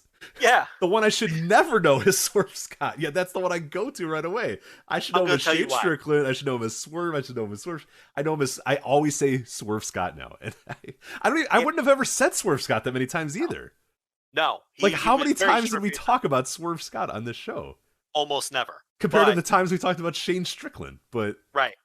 I think if he were Shane Strickland, we would never say Shane Scott. But because he's Swerve Strickland, I have that moment of doubt in my brain. Every time I say Swerve, I have to stop and think to get it right. It's weird. Even though he was Shane Strickland for years and years and years. Anyway, 3-way tag team title match. 1-10 on the build for this 3-way tag team title. I think I kind of like it, but I can't go more than 7, but I think it's been pretty good. I'm going to go 7. I went 7. And oddly enough, I would have went 8 if Jurassic Express weren't in the match and it wasn't for the titles. Yeah, they feel like non-fair. I'd rather just watch Keith Lee and Swerve versus Team Taz, to be honest. But I mean, because I think that's been one of the better mid-card feuds in all of wrestling this year. The Team Taz versus Strickland and Keith Lee stuff. Every segment's red hot. And, you know, they kind of worked the Land of the Lost Geeks into the mix here and got the titles, you know, because, you know, Starks had the really good match with Jungle Boy on TV. I thought the three-way this week was notebook material. I don't know what you thought. Did you see that match? I did, yeah. That was really good. I mean, I thought that was a great match. I thought it was even better than O'Reilly and Samoa Joe. I thought it was for the best sure. Went through 2 segments, right? Or was it 3? It went long. It was a long. I don't have the exact time in front of me, but I don't think it went through any. I mean, it was a good match. match. Commercial break for sure. Oh, it did go through one. You're right, because they did the spot where Starks came off the apron and missed the stomp on Strickland's head, and the fan he said something to a fan. What did you catch what he said? Yeah, I did. The fan yelled, "You missed!" Right, to be a wise guy. Uh-huh. Since Starks, Starks didn't let that go. Yeah. It was like, I'll come over this rail and I won't miss. You know. So that kind of deal. And then that was during the picture-in-picture. So you're right. It did go through one commercial break, but it's a great match. So it's not like, look, I think the three-way tag is going to be a great match, but I feel like all of the heat was between the other two teams, and now we have this. Do you think they'll pull the trigger on the Christian Jungle Boy thing? Yeah, I think they probably should at this point, because I think everyone's ready. I feel like everyone's apprehensive to get into Jurassic Express because they just know this turn is coming. Like, everybody knows. Everybody. I have even my most casual AEW watching friends are like, hey, what's Christian going to turn? I'm like, I don't know. Like, they've been asking me for 3 months. I'm like, because I told them 4 or 5 months ago that he's going to turn on him. And they're like, oh, okay, that makes sense. Now, every single week, they're like, hey, has he turned on him yet? And I was like, no, not yet. And they're like, well, what is he going to do? I don't know. At some point, maybe. But it doesn't feel like, maybe I'm missing it, but have we had enough, like, pointing in that direction yet to really, you know what I mean? Like, I don't know that we've had enough in that direction, but you got to do it at some point. Christian just now started to give him weird looks, but AEW is not a promotion where they tip it off like that. They won't telegraph it the way that we're used to in other companies. Yeah. I don't know. All I know is I want the titles to change hands. I don't care what team wins them. I agree. Because very long in the tooth on Jurassic Express. I'm ready for someone else. Yeah, I think Strickland and Keith Lee have formed a really great tag team. I mean, I've watched all their matches, even the YouTube pervert stuff. They've looked good on TV. Starks and Hobbs have, you know, I think Starks really is peaking right now, both in the ring and with his confidence. And Hobbs is really coming along nicely. You know, and I'd be happy with either of those teams winning the titles and then continuing their feud, maybe, you know, without the other team in the mix. Because maybe if you do the Christian angle now, then that gives Jungle Boy something else to do. I don't know what you do with the fucking dinosaur guy at that point, but I guess you figure that out. Yeah. But I mean, Christian, I guess, can beat the dinosaur to heat up a match against the Jungle Boy. Did you see Will Ospreay? I don't know if he caught this. He was tweeting about, or maybe it wasn't a tweet, but he said somewhere that he wants to wrestle Jungle Boy. Now, I don't know if that's him planting seeds for Forbidden Door or him just talking casually. But a lot of times, look, there's a big show coming up. This is what wrestlers do. Yeah. Right? Yeah, they all jockey for positions, fantasy book in their heads, and get it in the bloodstream. At the same time, Ospreay talked a lot of shit about wanting to wrestle Marufuji at Wrestle Kingdom, and they didn't give him that match. So he might not be. He has a history of kind of just trying to book his own fantasy matches that may not necessarily be what is actually planned. But I just thought it was interesting that that's the guy he picked, you know, and obviously they could have a great match. Like, you know, Jungle Boy's someone who I'm always like, I see him on the match lineup and I'm always like, Jungle Boy, but then he has a good match. Yeah. You know, I can't deny that he has good matches, but I'm never excited about his matches. It's just, I don't know. I get that. I get that. Yeah. I'm always underwhelmed going in and usually overwhelmed when he leaves, because I'm like, man, that was a great ass match. He's getting better and better every year. But yeah, I totally get what you're saying. Yeah. But I hope there's a title change. We'll see. MJF and the Wardlaw, 1 to 10 on the build. 10 for me.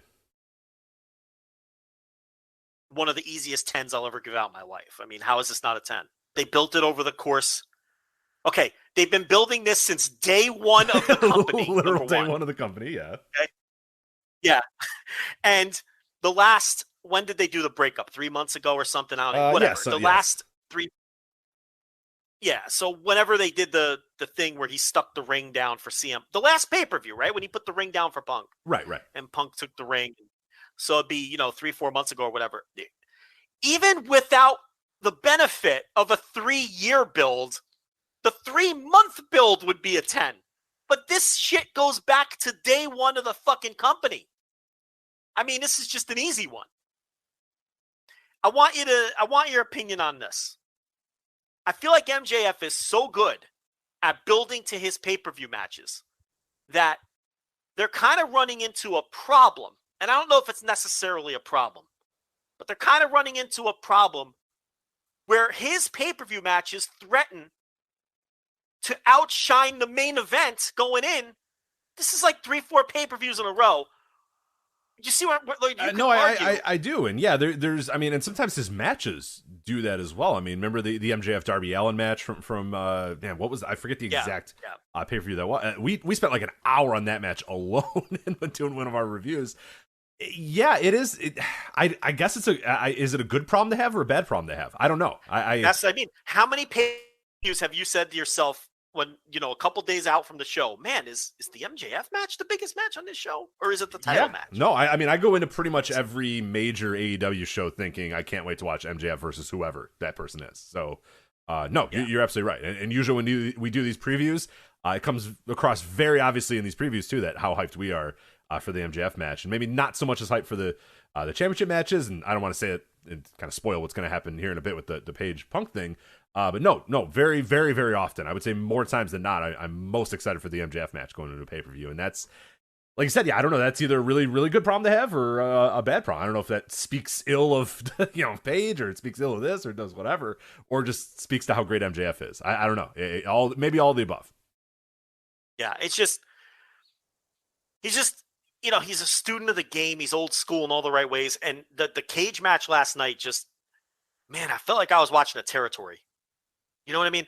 I felt like I was watching the kind of thing that made me fall in love with pro wrestling. Yep. Mm-hmm. He makes me re-fall in love with pro wrestling every single week when I watch him. And that same exact match with the same exact beats could have been awful with different participants. We'd be on here mocking it right now. It was so corny. He gets hit with the chair, and what's the logic behind him being like but with the story they've told for 3 years, and the fact that it's him, and he's so good at everything, and the Wardlaw's been perfect from start to finish with this thing too. It was just magic. It was even the secondary guys. I think Spears has been awesome in this build too. Spears has been awesome, and I'm tired of people picking on that guy. He's never going to be a main eventer. So what? He's great in his role. Fine. Everybody needs some main event WrestleMania. It's cool. Jeez, I mean, you would think that this guy is like, I don't know, like pick someone with like maximum go away heat. He's always been fine in his role in this company. He's gone stretches where he hasn't been on TV like for 6 months. Why does this man get under people's skin so much to where they're like, Sean Spears? Like, I don't understand.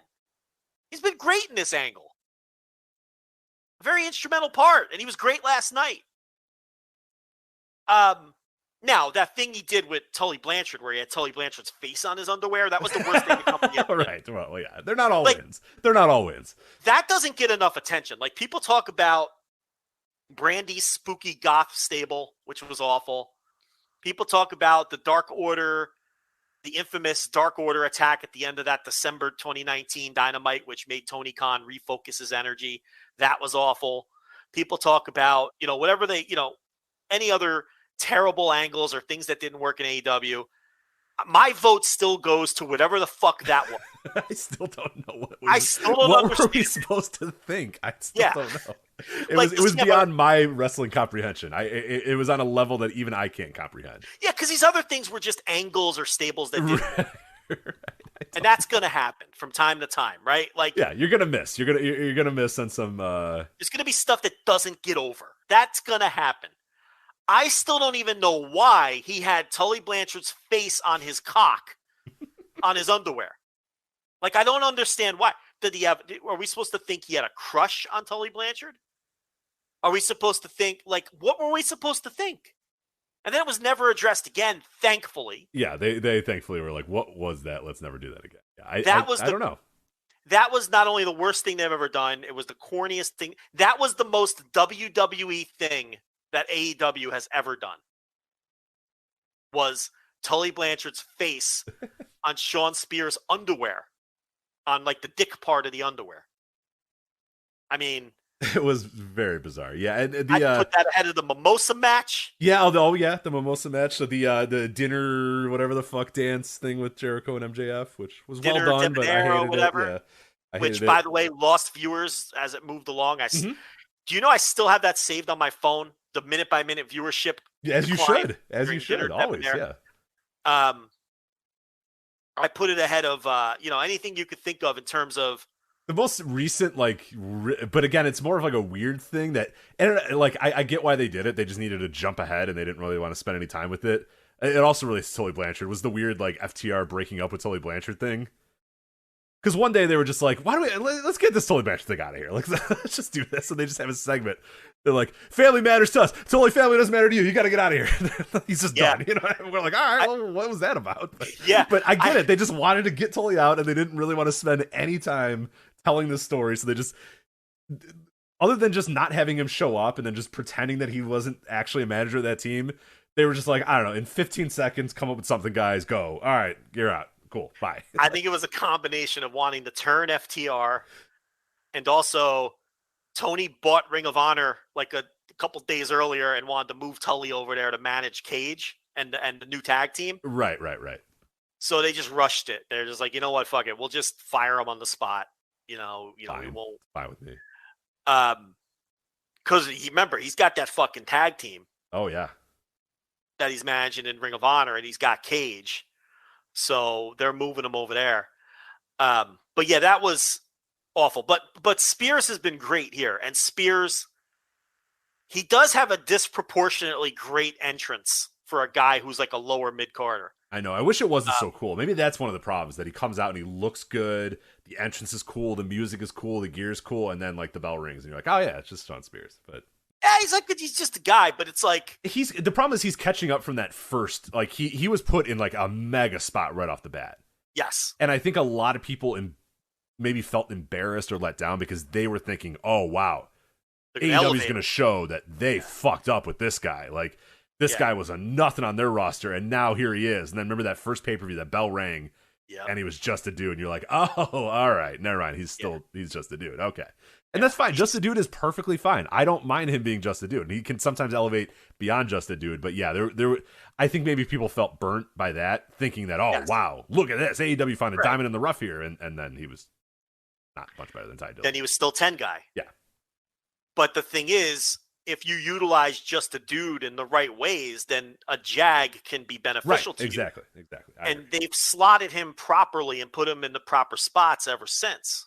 Yeah, he's a heater. He's just a heater at this point, which is fine. Yeah, he's always, no matter what stable he's in, he's always like the fourth guy.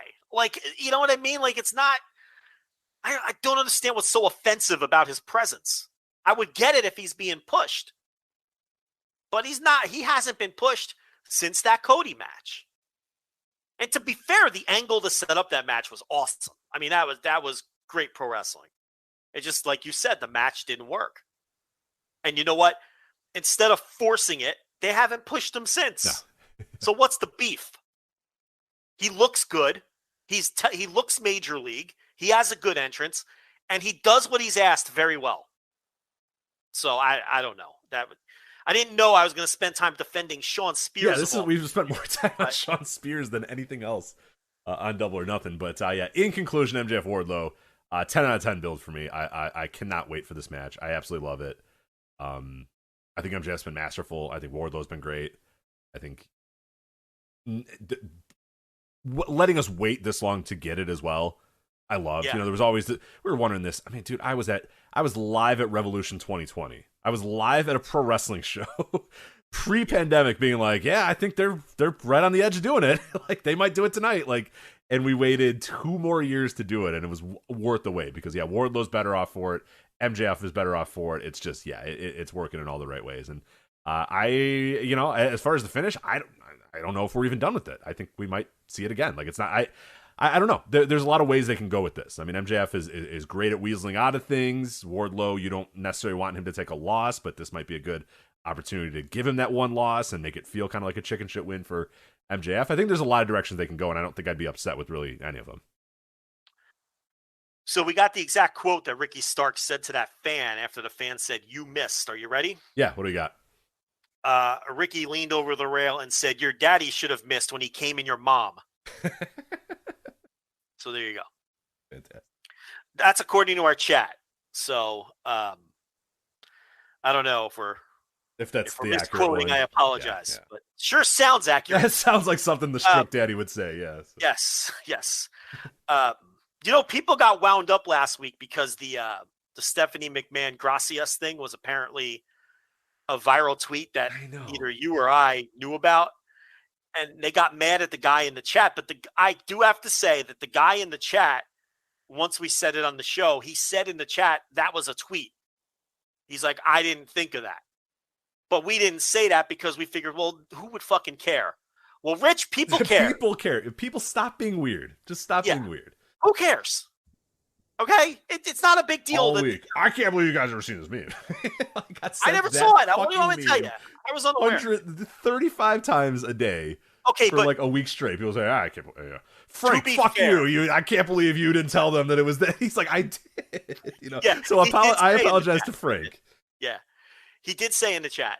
Now, to be fair, no one was mad at us because I saw one tweet specifically that said the hosts weren't aware of the meme. We weren't. We didn't know the meme. I wouldn't have brought it up if I was aware of it because it would have been something I laughed at whenever the meme came out. You know what I mean? So we didn't get accused of perpetrating the ruse. They were accusing this poor listener, this Frank. No, that he was taking credit for this joke. No, yeah, he really wasn't. He in the chat said, yes, that was a tweet. That wasn't, but I just didn't, we didn't bring it up. But anyway. So stop being weird, people. Don't be weird. Frank's off the hook. Leave Frank alone. Frank, Dirty Frank, he's a nice guy. Dirty Frank. We don't Pearl know Jam that. song. Don't know It's Pearl Jam song. Dirty Frank. We don't know that he's a nice guy. That's true. He's a $10 subscriber, so I mean, he's good in my book, but. Oh, he is? Oh, he's a good guy then. Well, no, he's good in my book. That doesn't mean he's a good guy. I just like his money. I just like his. Man. A soulless capitalist, Joe. Rich is working stiff again. I'm sure he's very nice. He was very apologetic and was like, I told him I stole it from Twitter or something. Like, leave this guy alone. Jesus Christ. We just, it was a bit. We were making fun of a bit. Calm down. It was funny. Speaking of soulless capitalists, that brings us to Hangman Page versus CM Punk.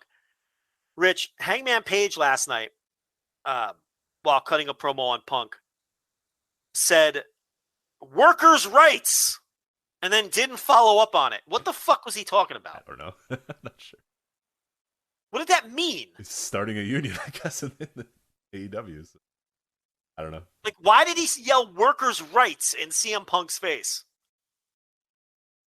That completely lost me. Maybe Punk's anti-union, and we're supposed to know that or something. I don't know. It just annoyed me. I guess it didn't go anywhere. Like it was a little odd. Yeah, it did make because the rest of that promo I thought was money, but there was definitely a strange part of that. Okay, so before I ask for your score, there's been a lot of people saying leading up to this week that they don't understand why Hangman Page is so mad at CM Punk. Okay, right? But then I understand this. Do you understand that? Well, my whole thing was, Hangman Page. This is Hangman Page's challenger, and he doesn't want to lose his title to this guy. Right. So he's like, no, fuck this guy, right? Like, I don't need a reason for him to be super mad at CM Punk.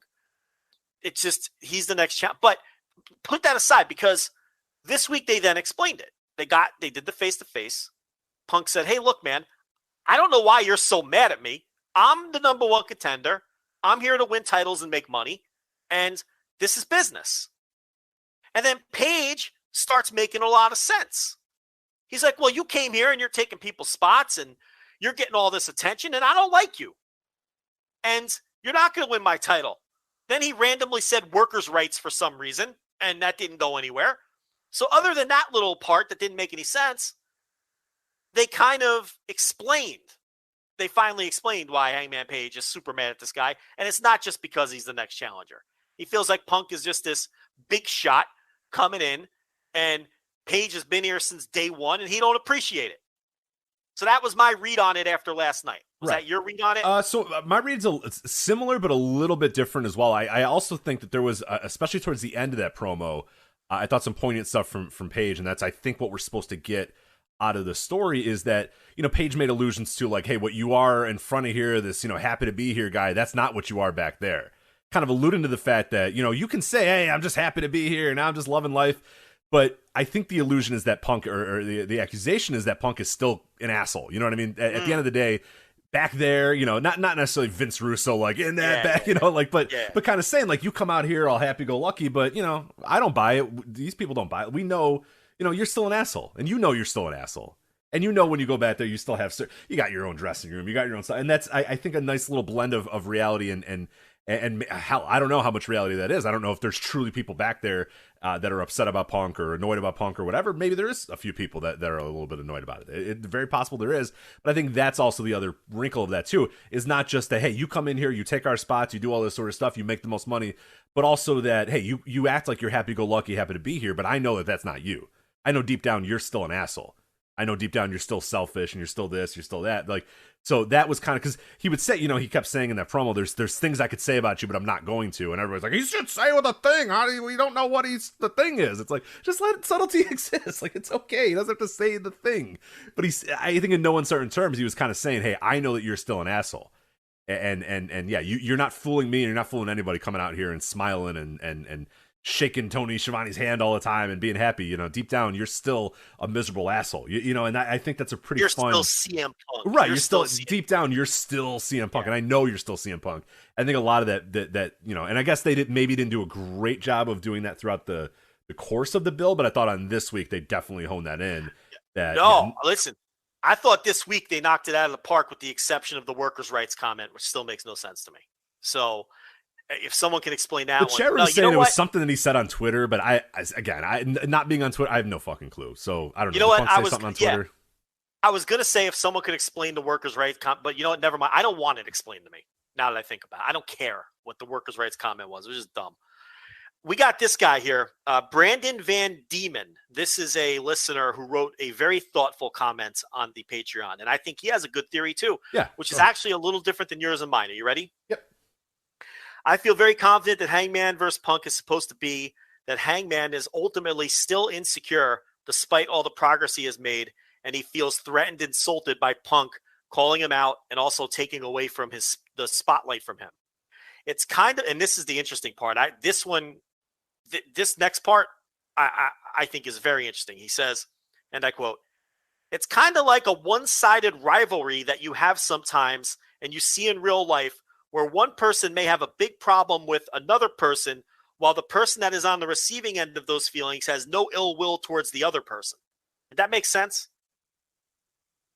Sort of, yeah. Like, I've had those. Have you ever had like a one-sided rivalry? Oh, yeah, like I'm upset about somebody and I'm obsessed about somebody and they don't think about me for one fucking second of their life. And I'm like, that asshole. Oh, he's thinking about, like, no, I have that, Joe, every day of my life. I'm thinking, that guy fucking hates me. That guy's doing this because he, No, none of these people give a shit about me. Like, I'm irrelevant to their life. But yeah, everyone has that person they cut a promo on in the shower. Yeah. But that person never thinks about you. Never thinks about you. Yeah. Right, and I think that's a good theory. Theory. Yeah, so, that's a smart. Yeah, that I like that. So he goes on. He says an example of this is somebody being the top of their class going into the last year of school before the new kid comes in and is a threat to take their spot. The kid that is in the top spot has no reason to feel like that person is going after them personally. But if that is what the kid mainly identifies himself as the smart kid, it would make sense he feels and would dislike the new kid. That's a good thought. I think he's on the right track there. That could be part of this, of what we're supposed to think with this story too. So I wanted to give that a read on the air because I read that earlier today and I thought it was pretty smart. So Something else I wanted to throw at you, though. Actually, you know what? You want to give your 1 to 10 score here? Yeah. So after the promo on Dynamite, I'm 10. I'm 10 out of 10 because wow, I thought that was molten hot. I love that promo. I thought that was really, really good stuff. I thought Paige came across super confident. Punk came across confident, but also like, and that's why my stance on the whole build is that Paige is trying to kind of say, hey, Punk, look, deep down, you know who you are, because that's how I came across where Paige during a lot of this build felt like a very insecure, like uneasy about his position, and felt like Punk was threatening him. But on this night, he was like, no, I'm bringing the offensive to you. You're a fucking asshole. You're a miserable asshole. I know you are. I'm the champ. You're not going to be able to take me down or whatever. And I think you saw that in the punch and all that sort of stuff. So I like that idea of it. I like the idea that maybe Punk is going to have to reach in and become a miserable asshole to win this match, or that Paige is just going to be more confident on this night and be able to deliver. So yeah, I thought that promo was knock out of the park great. So I'm 10 out of 10 for that one as well. So I was 8 out of 10, but I took off a point and went to 7 for the workers' rights comment. You're so upset about it. I just hated that. Like, it didn't make sense. He never expand. Like, I was waiting for him to expand on it, and he never did. And then he just punched Punk in the face, which was good.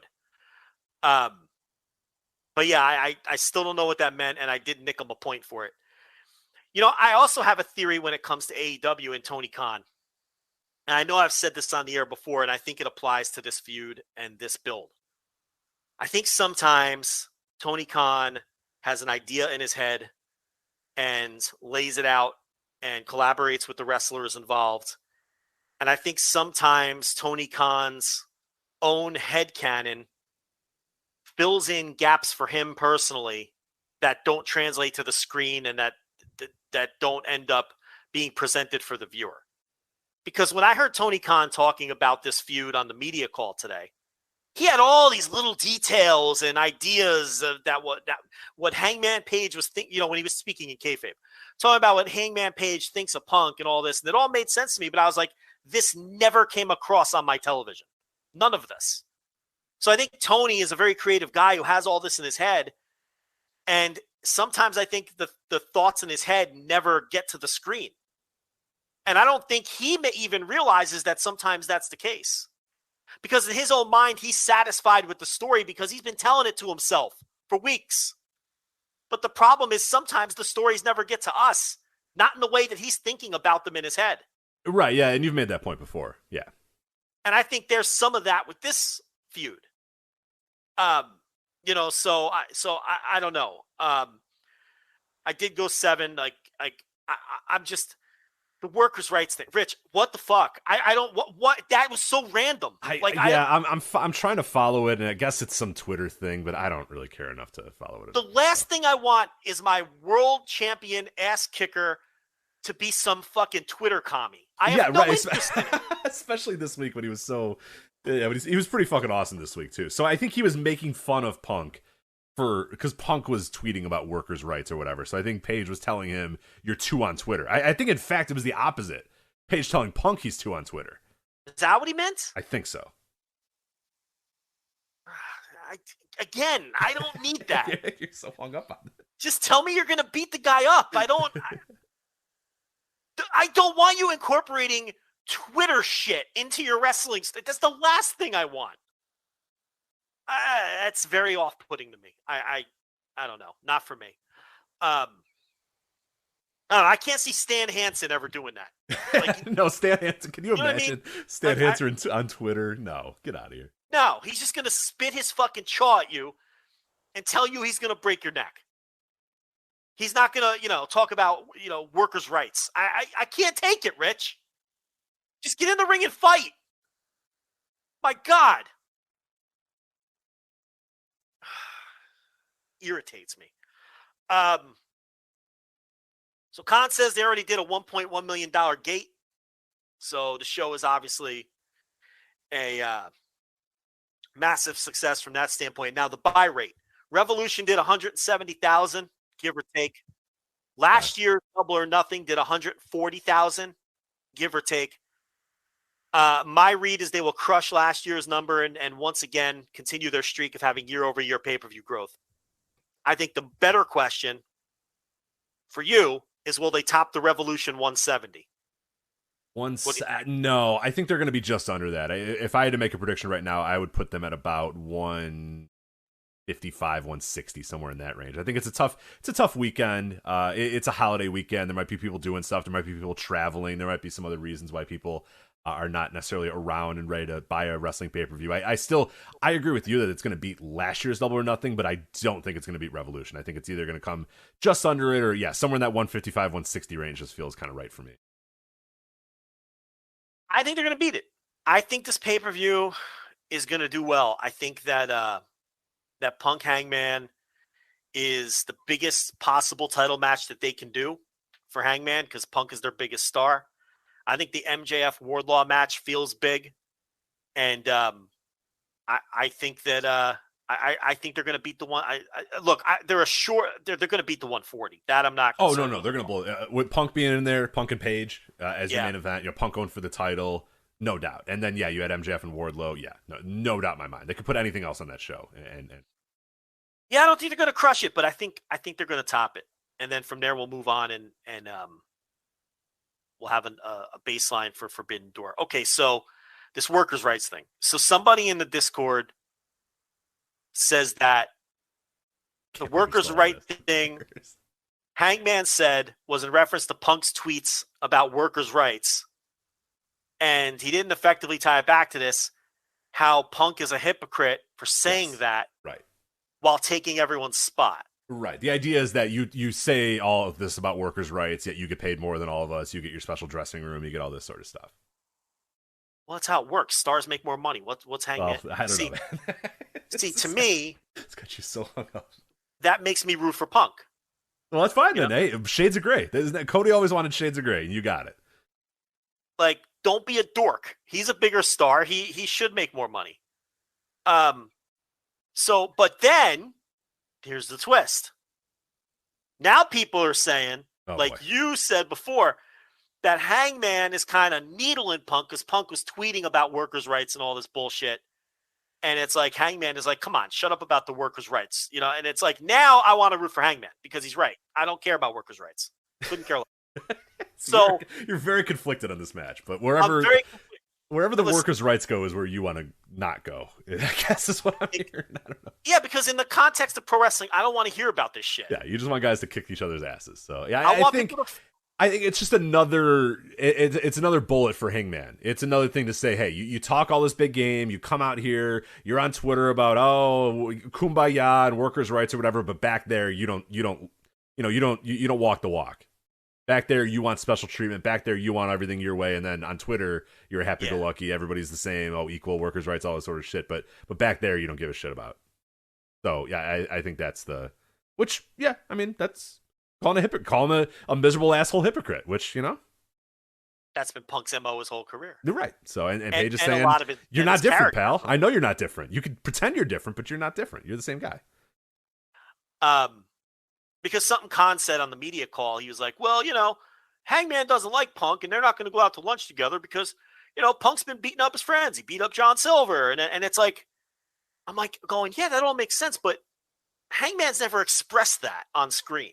Yeah. That's an example of something working in Tony's head and thinking that we're all just picking up on it. But sometimes I think people don't. And that the gap is never filled. That's an example. Yeah, I think there's somewhere in between having Excalibur go, CM Punk's been beating up John Silver and all the Dark Order, instead of just doing like, you don't have to do the WWE thing where you scream about it, but maybe there needs to be something in between, an idea that Tony has in his head and he thinks, the fans are smart enough, they'll pick up on it. Right. The fans are smart and they will pick up on some stuff, but maybe, you could do a little bit more to kind of the subtleties of a promo or of a build. Maybe you can kind of include them a little bit more than they do now. Yeah. But there's something in between just having Excalibur rant about, what the build is every single week and just, like you said, some stuff that's kind of headcanon, but not necessarily expressed in any way on screen. So with this workers' rights thing, the last thing I want how are you still in my going on about this? Stop. I mean, come on. The last thing I want in my pro wrestling is like wrestlers arguing about like socialist theory. That sounds awful. Who would possibly want that? Does that sound fun to you, Rich? I just like wrestling. I don't know. It to me, it was a minor part of this promo that you have He said Austin it. Turn. You were probably not. You up all night. I didn't. Thinking He about said this. it. I didn't say. He said it. He brought it up. I don't care. God. Yeah, that's what I want. I want Hangman Page and CM Punk, two literal millionaires, having a debate about socialist theory. That's the other thing about it. You know? That we're not the same. We're never going to be the same. I should stop before I get in trouble. You're gonna get in trouble. Yeah. You know, whatever. I'm always in trouble. What's the difference? You're a millionaire now these days, right? Well, here's the thing. Anyone that would be mad at me for this already hates me. So what I was gonna say they already difference? hit your fucking guts anyway, so that's why I'm not saying anything because they still might like me. So I'm gonna stay out of this. Yeah. You know what I had someone tell me once privately? Ooh, we got. They were like something about I forget what the context of it was, but they were like, "Are you kidding me? Rich is one stiff breeze from being a communist." And I was like, I don't know if that's true, but I can see why. I can see why you think that. But not quite there. It's but I'll tell you who said that later if you remind me. But I'm not going to tell you. I don't think I care enough to be honest. All right, well that's fair too. Yeah, but I don't know. I feel like Hangman Page and CM Punk talking about socialist theory on television. You can't come up with a more boring, pointless scenario. I mean, who would want, I shouldn't say I know who would want that, but it's a very small group of people who would like get off on that or enjoy that. Can we just have these guys talk about wanting to fuck each other up? That's all I want. Yeah, they mostly did. But he said workers' rights. Okay, we got to move on. It's gone on too long. We still have too many other things to talk about. But all right. So this show. We talked about, so you don't think it'll do as much Revolution I do, so we'll see what happens there. Obviously a big success in the building, $1.1 million gate. You have anything else on this double or nothing, or do you want to move on to something else? No, I mean, not a ton else. I just think, ultimately, I think it's a pretty decent card. It doesn't really need it. Like, people are really upset about, the undercard, there's multi-man matches, all this sort of stuff. I'll be honest, man. I'm getting Page and Punk, and I'm getting MJF and Wardlow. Kind of good. You know, Bucks Hardys, I think I'm going to enjoy too. And the Anarchy in the Arena, I'm going to like as well. And that's not including, like you said, the House of Black Death Triangle, I think is going to be really good. And the rest is whatever. I don't need Jade Cargill and Anna Jay to be great. I don't need any of the Owen Hart finals to be good. Because I saw a lot of people upset about the Owen Hart finals and, maybe a little disappointed that they're not exactly the most, fancy or the most interesting finals. But I don't know. It doesn't bother me that much. Like, I don't expect every single pay-per-view to deliver, like, every single match be incredible with a great build and an awesome, like, I don't necessarily need that, especially when you have big-time matches like Punk and Page and MJF and Wardlow, ones that have been built for a very, very long time. So, I don't know. It doesn't bother me as much, but I do get how maybe on paper this doesn't look like the most stacked AEW show, but I think it's still going to do very well. Yeah. My goal as a parent is to make sure that these children are never online talking about workers' rights or complaining about landlords or complaining about lawns. That's my goal. If I can save these children from ever doing one of those three things, like online, then I will have succeeded. That's the new thing, complaining about lawns. Oh, yeah? Rich wants nothing to do with this. Have you seen the lawn complaints? I have not seen the lawn the complaints. I really don't. They've moved on from wanting to behead landlords, and they're complaining about lawns. Okay. I complain about people paying for people to cut their lawns. I pay for someone to cut my lawn. Yeah, of course you do. But what do you care whether I don't know. I it's like I'm like farmer. Like, I don't know. Yeah, it's ridiculous. But I like see like my neighbors getting their lawn cut. I'm like, God. Why even own a house if you're not going to cut your own lawn type of thing? It's like, I'm like not the most handy guy. Like, one of the few things I actually do. And I'm like, man, unbelievable. I think I'm a manly man because I cut my fucking lawn. Anyway, voicesofwrestling.com, I said the preview is up there, written preview if you want to check that out. If you were ordering the show on Fight, if you're outside the US, you can order the show on Fight. Please use, again, voicesofwrestling.com/fight to do so. If you're in the United States, it's on BR Live, I guess. But if you're like Joe and I, just be lazy and hit a button on your cable and get it on HD, because that's a lot easier and it's much more enjoyable just to watch it on a giant television. So, FlagshipPatreon.com, $10 tier, instant reaction live immediately following the show. We'll break this down in excruciating detail every single match. Give our reviews. It'll be our only time. We always note this. Our only time that we're going to review the show match by match. So if you're interested in seeing and reading and hearing about our Double or Nothing review, that is the only time you're going to be able to get it. We are not going to cover it on next week's Flagship. We might cover some give overarching thoughts about the show or whatever, but we are not going to go match by match. We're not going to give our ratings. The only place we do that at FlagshipPatreon.com.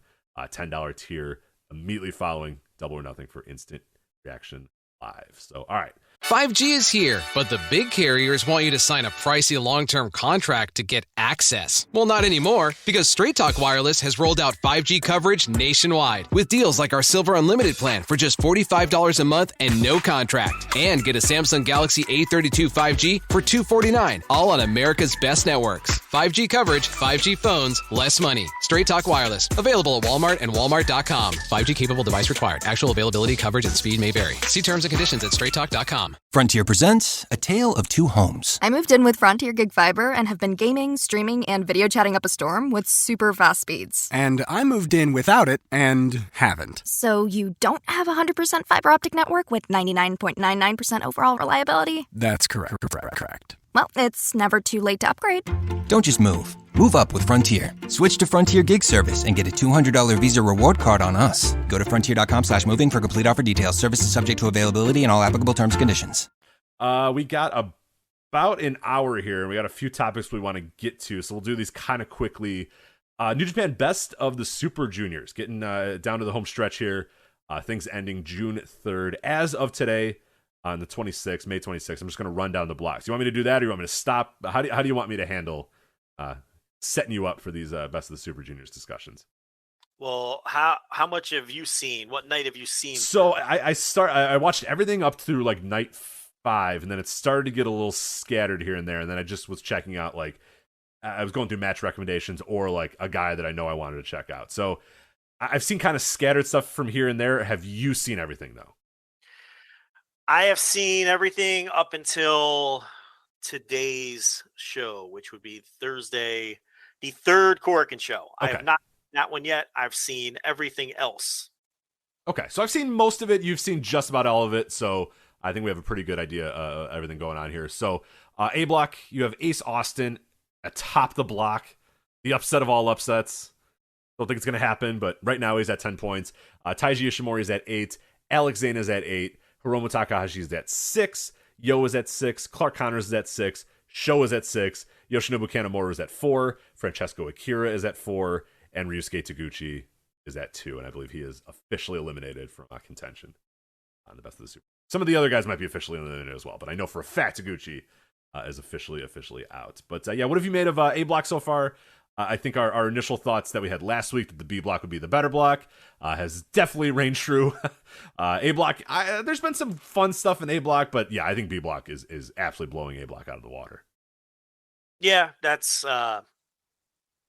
pretty much firmly established at this point. The B block has been much better, but now they're all combined nights, so it kind of doesn't matter as much. But yeah, they've given Ace Austin a big early push here. There's only like 4 nights left. So, there's, I'm sure he's not going to win the block. I mean, we talked about it last week. He faces Francesco Akira on the final night, but that Ishimori Hiromu match is going to be the one that decides the block. Because Taguchi, Kanemaru, they're both basically out. Yeah, Taguchi has 2, and yeah, Kanemaru only has 4. Uh-oh.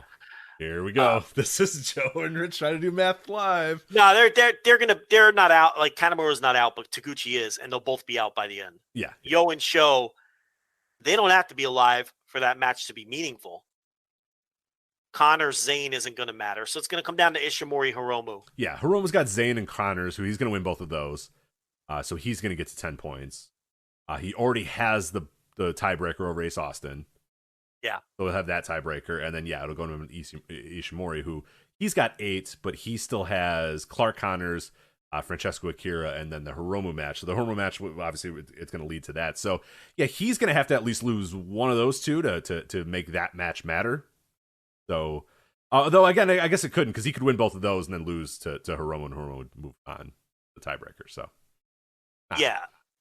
So it'll come down to Ishimori, Hiromu. Yeah, I hate to do that, but yeah, it's the most important match. But Akira, they came out, they gave Akira a win on night one, and then like he's been losing a lot. I think he's 23 years old, and he's going to be the pin eater for United Empire. But they did get him off to a good start with a win, but he's been losing a lot of his matches. But I think he'll even be slotted behind TJP ultimately in the unit, when they get back to regular touring, because TJP, I think they consider a system guy because he trained in the dojo and everything. And, and he's his senior and he'll be his tag partner. So I don't think Akira is going to get any kind of push, and he only has 4 points. So it'd be hard for him to get back in the mix anyway. So yeah, I think Ace Austin might get upset on the final night by Akira because that's his opponent. And Akira will already be eliminated at that point, and then that'll open the door for the winner of Hiromu and Ishimori to move on. So that's my take on the A block in terms of advancement. Because let's see, there's 4 more nights, and this all wraps up on the 3rd. Well, no, that's the final. I see what you're saying. So it wraps up before we do another show. It wraps up on Tuesday.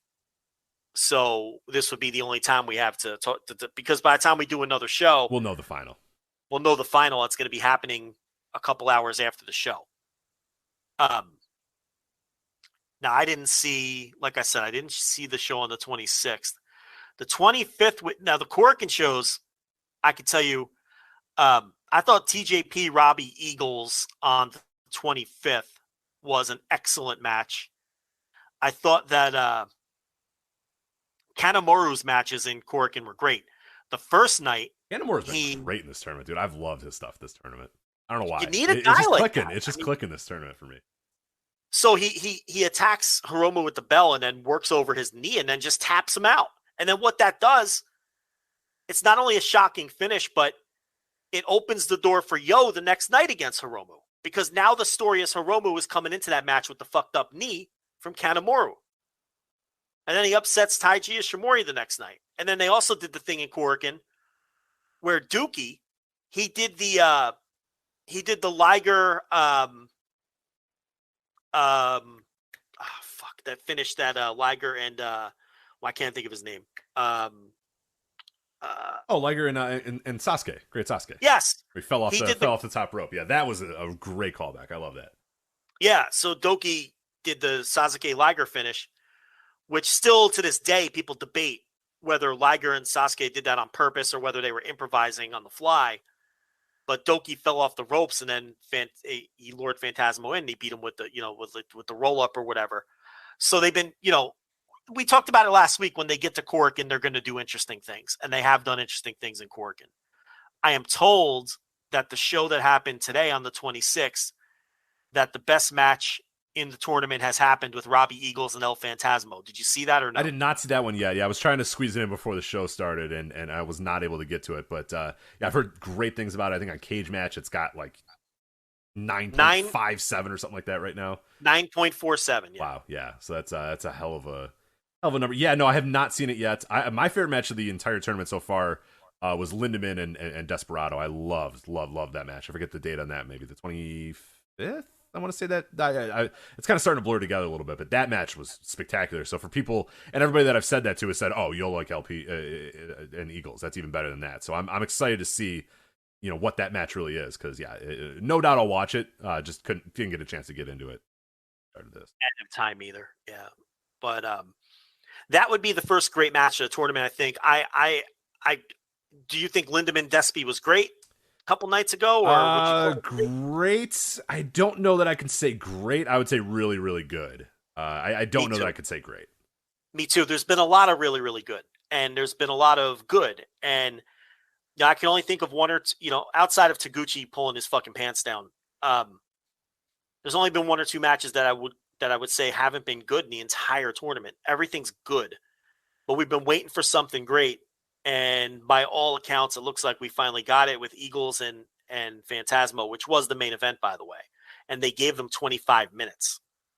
So I wish I could talk about it, but, I didn't see it. Looks like the rest of the night was pretty good, too, based on the cage match ratings. But, yeah, things picked up in Corkin, and then the next show, we get a break here tonight, and then the 28th in Chiba with Despy versus Doki in the main event.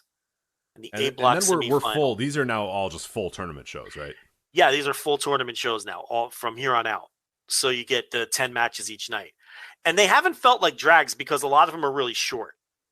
So they've done a nice job. What's cool, there's been a lot of very unique and different stories throughout this tournament as well. It's not just like two guys go in there, one guy beats the other guy, and that's it. Or, sometimes in the G1 you get your very generic, like, oh, what a Fale match is going to be this entire tournament. And like, short of Taguchi, which, the Taguchi stuff has been horrible and annoying, and I just kind of want it to go away. But everybody else, I think, has done a really, really good job of doing different stuff. Like you said, the Kanemaru Hiromu match is like a great example of them kind of thinking outside the box and like, hey, let's do this. And then the Dookie LP one, another like super cool, different, unique idea. So yeah, I think they've done a good job of varying the finishes and varying the match structures as well to make it kind of move on a little bit better, not feel like you said a total slog, especially by this point in the tournament where you're like, all right, I'm ready to move on. But no, I think they've done a good job.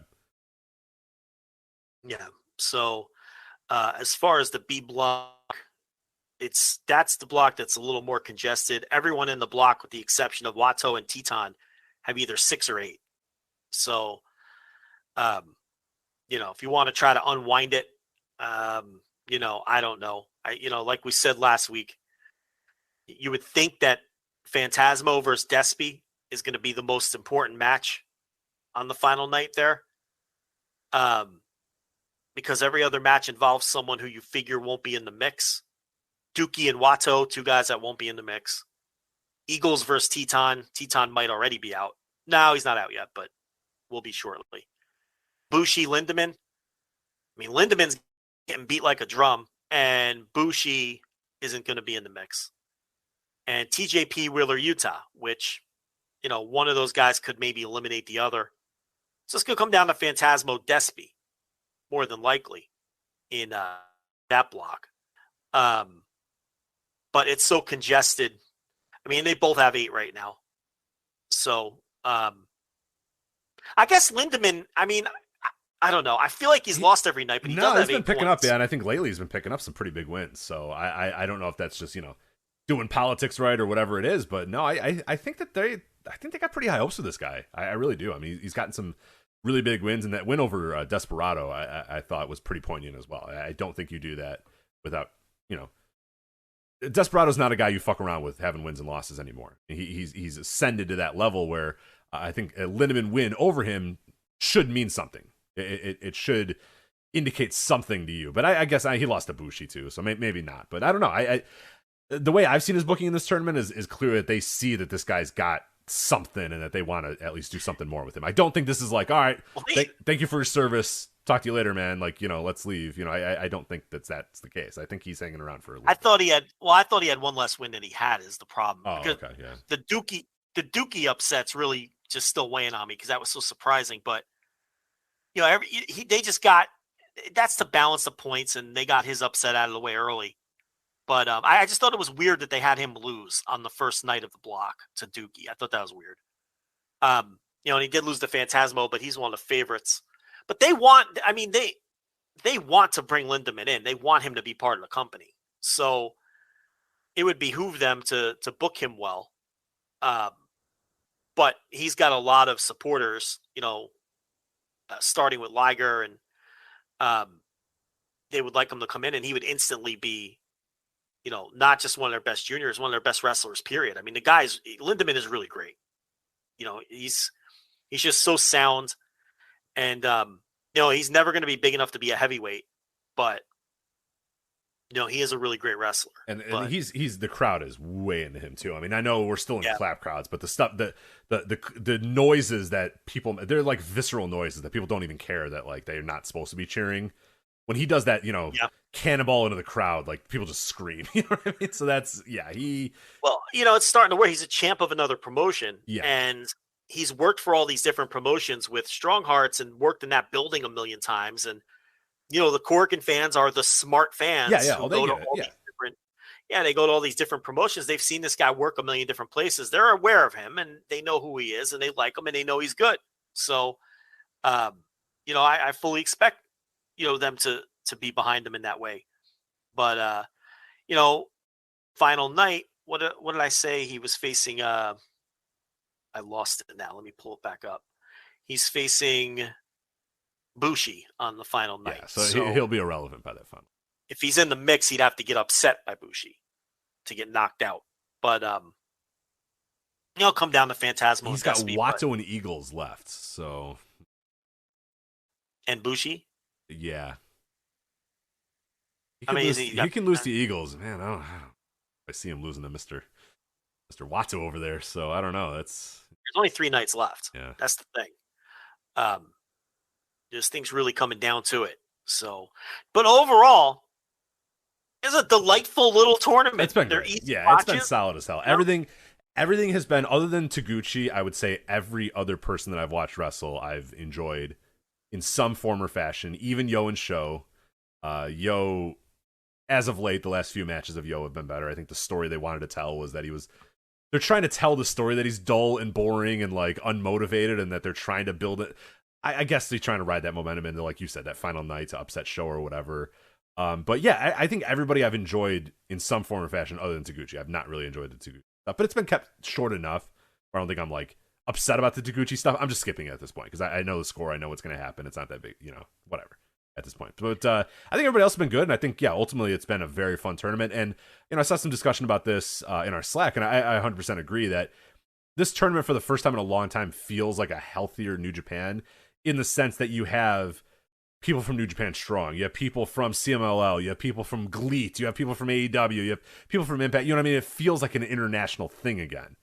And for the last 2.5 years, New Japan has not felt like an international promotion. It's felt like a very self-contained kind of only Japan promotion. And it does feel a little different now that it's like, oh yeah, like we can just bring guys. And that's what always made Best of the Super Juniors fun and interesting, is that Ricochet would come in and Kenny Omega would come in and Prince Devitt would, at certain times. But then, I know that those were, guys there, but yeah, and then they would also bring in your Tetons or whatever. Tetons back. They would also bring in your guys from all over the, some of these guys have been canceled since then, but they brought in Marty, and that was fun when he was there at that time. Chris Sabin did it. Flip Gordon did it. There was always, they would bring these other guys. ACH did that one year as well. So it was always kind of fun. Dragon Lee, would come in and stuff. So that was always fun to have those guys in there. And I think that's truly what makes me excited about the upcoming G1. It makes me also think, okay, yeah, we're definitely healing finally with New Japan. It feels like what we had before the pandemic finally again with New Japan, at least with the New Japan tournament for sure. Yeah, no, there's some life to it, and the G1 I think is going to be the same. I think there's going to be names that people really are into as far as outsiders with the G1, and by then I think we're going to have full crowd participation back. Sure sounds like it. Yeah, DDT's apparently going to rip the scab off. What is that, June 7th they're going to do that? I thought they said. Yeah, something like that. That they're going to just try it and see what happens. And you sit in a certain part of the arena, you can make noise and stuff like that. But ultimately, I think we're there. We're getting there. And I cannot wait for it again. It's going to be a monumental moment when we finally have crowds making noise again in Japan. So it's going to feel good. This, I think Super Juniors is a taste of what New Japan's going to feel like with the tours coming up, because they are going to be bringing some new heavyweights in, especially for the G1. And, it's really going to, and you might see some of those bottom guys that have been in the last few G1s, getting bumped out the same way, you don't have your Tiger Masks and your Taka Michinoku types in this tournament because all their spots were taken by these outsiders who are getting an opportunity. So it's just going to elevate the field. And now I don't think we're getting super blocks or anything because it's the same 19 nights or whatever, because the schedule did come out. Yeah. So, but the level of talent's going to be much better than it has been during the 2 COVID G1s. Yeah, well, we're just going to get unique matches again. And I think that's what you're mostly getting with the Super Juniors, is that like every single night you're clicking onto that video file and going like, oh man, that's a really cool matchup. Like, that's really cool. I never would have thought of like Wheeler Yuta versus El Phantasmo, but okay, yeah, let's do it. Like, and that's I think the real pleasure of going on? Yeah, we have a storm going on. The nurse is trying to find out if her sunroof is. I cannot see. Going out there? Just go out. What's the problem? She Go doesn't look. she doesn't like to get wet. So. Insert your joke there. Do you want me to go outside? There's a cut. Someone clip that. Put a hood on and go. She doesn't have a rain slicker. A rain slicker. Yeah, like a raincoat or something. She turned the lights off in here, so now I'm in the dark. What about an umbrella? What's the word? I don't think I own an umbrella. Is it open? Can I have my light back on? Oh, well. Thank you. I told you she doesn't like to get wet. Okay, I'm doing a show. Get out of here. I'm just going to have to go on faith on that one. I will go out after the show because I don't mind a little drip. It's too wet. Well, then go out now. What are you doing? Wet. All right. Wet.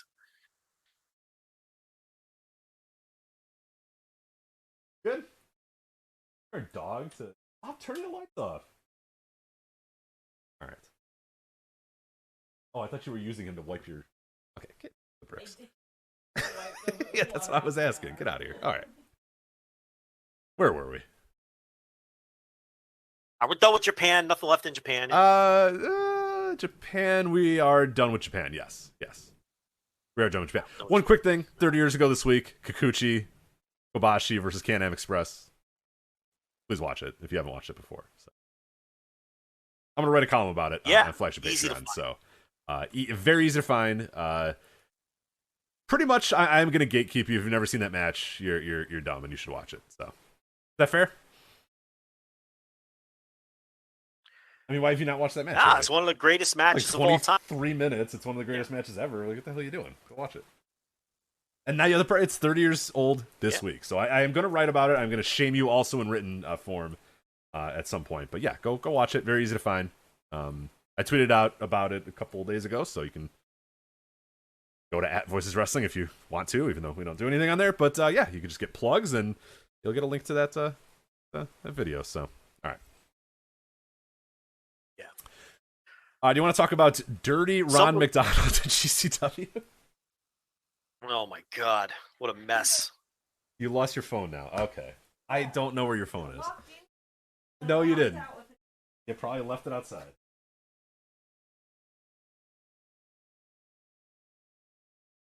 What were you saying, Joe? Why don't you call her and see if the phone We would do that. It doesn't work. What do you mean it doesn't work? work? It's on silent. It's her ears don't. The vibrate, maybe, right? And then you hear it vibrate. Or the screen lights up because there's a call coming in. Anything. Going now. It's not working. Going. So you called the phone. I called the phone, yeah. It's not going to work. Oh, you did call. It never works, though. I do it. It never works. She just has everything set to off. No, she has it, but she just doesn't pick up on them. Probably between the seat cushions in the living room. Did she check between? It's probably in her bed, where she was. Started ringing. She found it. It was in the bed. Well, she was laying on it in the bed. Fantastic. Okay. All right. Tremendous. Dirty. So I need to actually run out. Joe, one moment before we talk about Dirty Ron McDonald. I should do it after. So we're gonna talk about Dirty Ron McDonald versus GCW. Then I'm gonna go outside in this torrential downpour and get the gook off of me after I say this. I actually might have to do it after I read this report from WrestlingInc.com. You ready for this? All right. Okay. I'm just gonna read it word for word, and then we'll react from there. Yeah. All right. Earlier this afternoon, Twitter user Doxy Stoxy with 3 X's posted 2 tweets that contained screenshots of wrestler Dirty Ron McDonald admitting to creating fake COVID-19 tests for GCW wrestlers on the instruction of GCW owner Brett Lauderdale. In total, Dirty Ron McDonald claimed to have made over 50 fake COVID tests for Lauderdale and GCW, among other allegations. One of the tweets also listed the real names of 5 of the GCW wrestlers who requested tests. These names included Homicide, Schlack, Ricky Shane Page, Matthew Justice, and Lauderdale himself. Lauderdale later commented on the situation through Sean Ross Sapp, saying, quote, "I've referred this matter to my lawyer, and as much as I'd like to comment, I've been advised not to." Well, there's nothing wrong with that. I mean, No. I also would not comment on this through the advice, hopefully, of my lawyer. Dirty Ron McDonald allegations. Of this federal crime. Yeah, I don't think I'd comment either. Yes, of both Dirty Ron McDonald admitting to a federal crime and also accusing you of committing a federal crime. So yes. A felony at minimum. I don't know if it's a federal. Oh, you're right. Well, yeah, right. Wow, where do we start? Where do you start? Well, Dirty Ron McDonald versus GC Dub. Well, listen, if I needed some fake COVID test, I think Dirty Ron McDonald would be the go-to guy for something like Dirty that, right? Ron McDonald. What's his credentials? How is he? Is he just good at Photoshop? Like I don't know enough about the story to know. Here's the thing: why you would go to Dirty Ron McDonald for this? Well, I'm going to tell you why. I don't think you would need to know credentials. If the man is known as Dirty Ron McDonald, I am pretty confident that either he knows a way or can find a way to fake some COVID tests or do some fake IDs or get you, some meth or maybe find you a pile of fucking angel dust or something. How dare you? Dirty Ron How dare McDonald. You know nothing of Dirty Ron McDonald. I don't know nothing of that man. I know that if someone is named Dirty Ron McDonald, they probably have a way to do some things that are a bit underhanded if they're known as Dirty Ron McDonald. This man does a Ronald McDonald gimmick, but a dirty Ronald McDonald gimmick, if I'm understanding this correctly. I would seem to think, look, if I needed something done, like get fake COVID tests, and I'm scrolling through my phone, I'd probably stop at Dirty Ron McDonald if he was in my phone, and that would be the guy that you know who probably has fake COVID tests? Dirty Ron. Let me ask Dirty Ron. Yeah, I'm going through my phone. Let's see, Aunt Trudy, no, Grandma, no. My friend might no. Oh wait, Dirty Ron McDonald. Yeah, that might be my guy if I need some fake COVID tests. So that kind of lines up, right? Dirty Ron McDonald is this man's name. This is his moniker. Yeah. So Dirty Ron McDonald. What's pretty fun too about it is, and you're right, because like. If the screenshots are to be believed, the alleged screenshots, hilariously is like Brett saying, "Hey, can I get a fake COVID test?" and Dirty Ron just being like, "Say no more, fam." Like, you know what I mean? Like he's ready to go. He's like, "Fuck yeah, I got it." Yeah, are you kidding? Of course I can. He wasn't like, "Wait, what?" He was just like, "Oh yeah, of course." Yeah. Like, I'm Dirty Ron McDonald. Of course. And those are the screenshots that Dirty Ron is showing to the world to implicate Brett, but I just love the idea that Brett is like, "Hey, can I get these?" And Dirty Ron's like, "Fuck yeah, bro, I got you." Like, yeah, instantly. Of course, you call Dirty Ron if you need that, man. Like, yeah, I got you. Right. Yeah, that's the guy you would reach out to for anything. Like, I'm not saying Dirty Ron McDonald can get you angel dust, but he's the guy I'd try first, right? I mean, it's Sure. Dirty Ron McDonald. Are the kids still doing angel dust, Rich? You've asked me that before, and I still don't know. I was under the impression that the kids do not do cocaine, but several kids reached out and said, no. In fact, we do still do cocaine. We are doing the cocaine. Yeah, I was like, right. well, good for you, man. I feel like I can't afford it, but I guess maybe I could. So yeah, I'm already a nervous wreck. Can you imagine me? That'd be terrible. We should balance this. A lot of GCW wrestlers say that they were tested for every show, and they also provided screenshots of group chats where the Game Changer office was directing them to, like, I don't know, the referee that was in charge of these matters to provide them with the test. But those were not any of these men listed. These were Tony Deppen. I saw Cole Radrick was another one. So it could be possible that those guys just wanted to operate on the up and up, and that these guys were like, listen, man, I don't want to get a COVID test. And Brett was like, all right, man, I got you because I know Dirty Ron McDonald, and then got fake COVID tests for these guys. I mean, that's possible. I don't know. Yeah, I don't know. Yeah, I know nothing of this actual matter, and I don't really care to dig into it all that much. But this will be the last we ever speak of this matter. I'm honestly surprised that Brett would go to those lengths to even get fake COVID tests. You know what I mean? Like, I kind of figure that the whole GCW vibe would just be like, fuck it, who cares? You know what I mean? Like, don't come if you're sick, but otherwise, like, I'm gonna be completely honest. GC fucking dub, you know what I mean? Like, I wouldn't be shocked if that was the, MDK all day. I feel like I wouldn't even be talking about this if the man's name was Jake Smith. Yes, if Jake Smith said, hey, Brett Lauderdale ordered fake COVID tests for me, we probably just go, all right. But the fact that it's one dirty Ron McDonald, not Ronald. I like that too. No. Dirty Ron. Well, you don't want the McDonald's Corporation to get mad at you. No, you do not. Dirty Ron McDonald is the perpetrator of these fake tests, and that legitimately is the only reason we're talking about this. Right. It's just, I'll be honest, it's only so Joe can say Dirty Ron McDonald in the voice that he says it every single time, which when he typed it, by the way, when he typed it, all caps every single time. Yeah, dirty with quotation marks. Yeah. Because it's Dirty Ron McDonald. It's just, here's the thing. I don't understand why people want to clean up wrestling. Why would you ever want to clean up wrestling? Right. I agree. You're not going to get stories like this. Right, yeah. In a clean for wrestling, you don't have GCW promoter Brett Lauderdale Facebook messaging Dirty Ron McDonald. For fake COVID tests. For fake COVID tests, right. In a normal business, it would be handled by, like, the PR, the public's health officer no, that sucks. Who wants that shit? Get out of here. Can you really be mad? I don't want GCW HR to be like, oh, hey, everybody's got to get tests. No.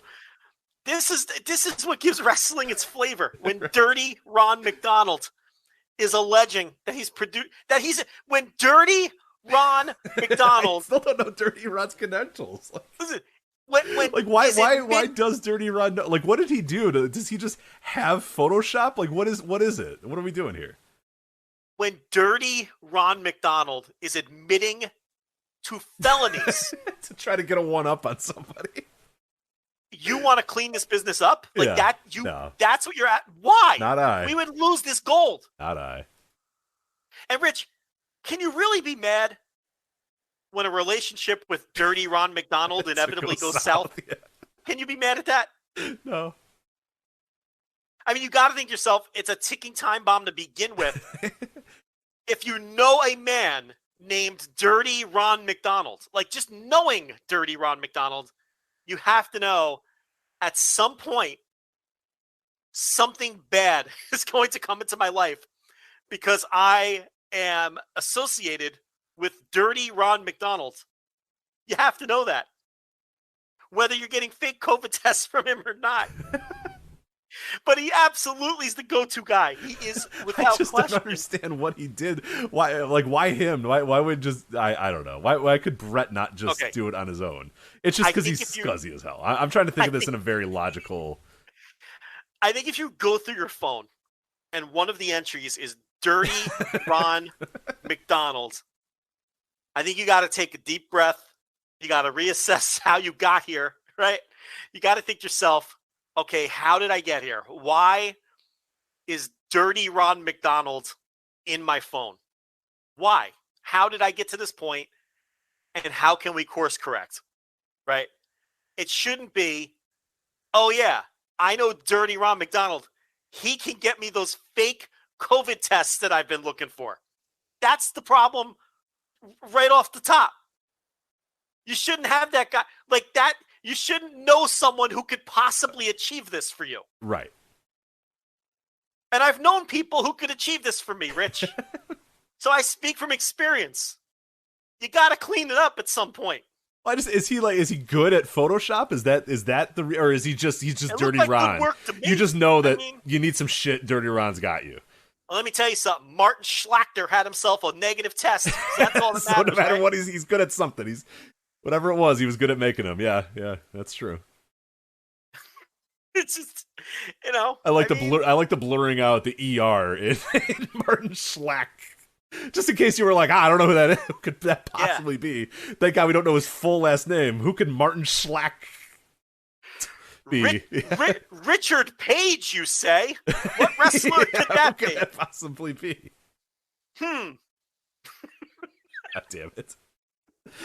Oh, Dirty Ron. Dirty Ron McDonald, he didn't even, he goes through the pains of editing out the names on one page, but then he posts all the tests with the full names. But no, the names were like slightly obscured, but not obscured enough where it was like... Yeah, but then there's a screen with the tests themselves. Yeah. And the names are on them. And it's, come on, Dirty Ron McDonald. Like, I think my favorite discourse of the entire thing was people then screaming about HIPAA violations for Dirty Ron. Yeah. They're like, oh, this couldn't hold up in court because this is a HIPAA violation. It's Dirty Ron McDonald. Dirty Ron McDonald. He is not beholden to HIPAA. No. This isn't the fucking, mega corp, big pharma. This Dirty Ron. None of this is going to hold up because of HIPAA. Yeah, all right. That's the problem here, is that Dirty Ron violated HIPAA. Yeah, that's what they're going to get him on. Do you think Dirty Ron McDonald associates with Dirty Frank Kirshner? Do you think those men are associated? Oh, I didn't even remember. Yeah, Dirty Frank, yeah. Listen, you never know, right? You said Dirty Frank's a good guy, but you don't know. Maybe Dirty Frank Kirshner can get things if you need them, right? So, I mean, Jordan Smith asks, I think he asks a very important question in the No chat room. He says, if you're on a first name basis with Dirty Ron McDonald, are you calling him Ron or Dirty? Neither. You're calling him Dirty Ron McDonald. I agree. Yeah. First off, you never actually can get on a first name basis with Dirty Ron McDonald. No. He's not that kind of friend. You know what I mean? You're not that kind of friend with Dirty Ron. No. Yeah, I don't know if you can get close enough to him. But he just doesn't I have those. You can't get close enough to that guy. Yeah. You're not sure what he does. He's always got enough money, but not a lot. You know what I mean? Enough to kind of... I don't know. Listen, I still have friends to this day who've known me decades who refer to me as Joe Lanza. Not Joe, not Lanza, Joe Lanza. Hey, Joe Lanza, it's just, I don't know what that says about me. But what it's saying is I would refer to this man, if I knew him, as Dirty Ron McDonald. I might do Dirty Ron. I might call him Dirty Ron, but I don't think I'm doing anything more than that. What if you know another Dirty Ron? It's true. It will get conflicting, yeah. If you know Dirty Ron McDonald, the odds are pretty good you know another dirty someone, right? If you know one dirty, yeah. Well, we know two. We know Dirty Ron McDonald and Dirty Frank Kirshner. This is some story. What is Dirty Ron McDonald's motivations for calling this out anyway? What's his motivation? I don't know. He just for admitting to a crime. He's just done. He's mad as hell, and he's not going to take it anymore. Well, I'll tell you who else isn't going to take it anymore. That's Ian Rotten. Yo, Ian Rotten's like, no. We have some decorum here. We have standards. Yeah, we have Dirty Ron McDonald, and you are not working a death match in IWA Mid South, no sir. Not with these crimes you've admitted to. So I also believe ICW No Holds Barred has also.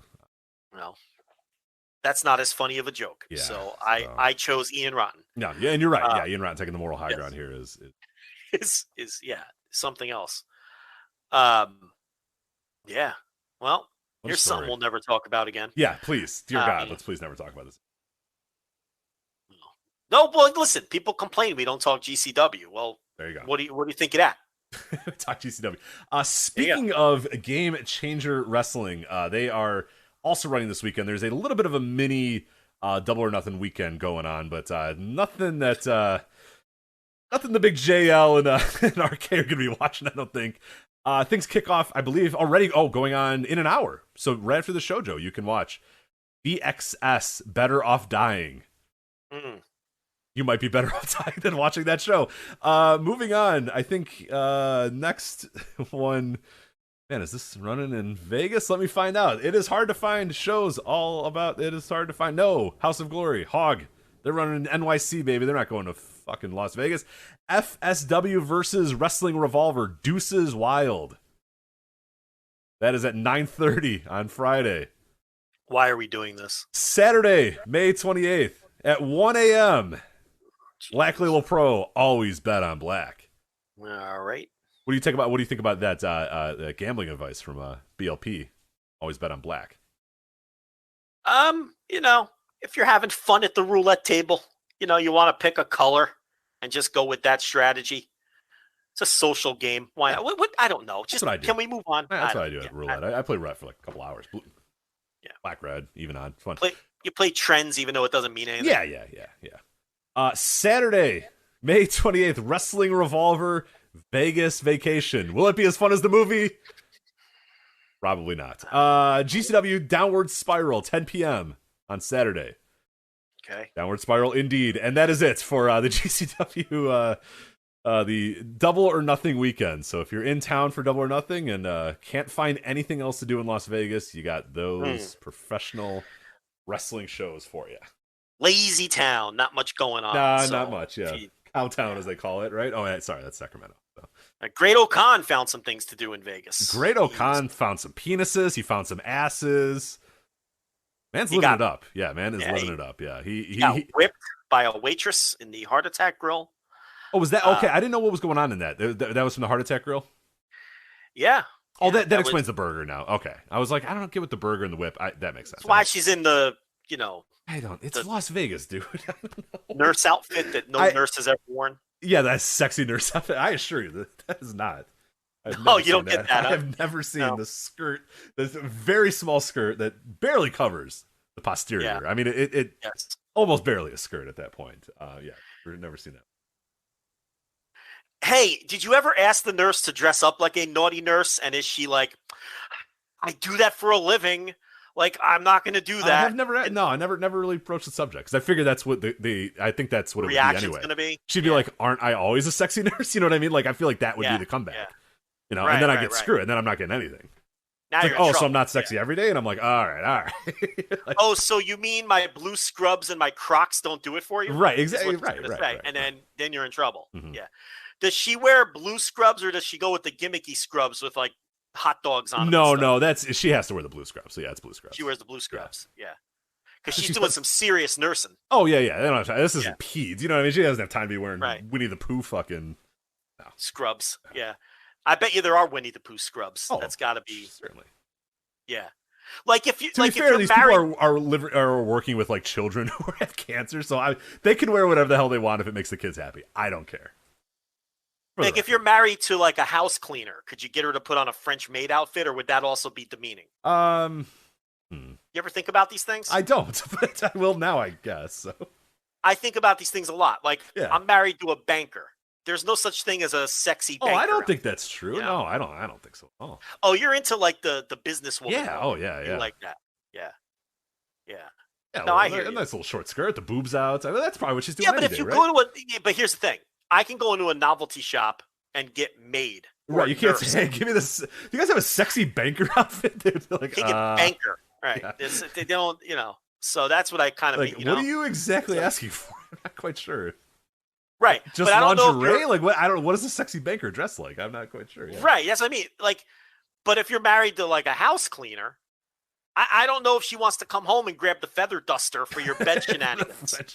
Outfit? Yeah, probably not. Yeah. She probably doesn't want to do that. No. She's probably like, I just cleaned people's toilets all day, and you want me to put on a little apron and a feather duster and then tickle your balls. It's not going to happen. Yeah. No, nor should it. Nor should it, really.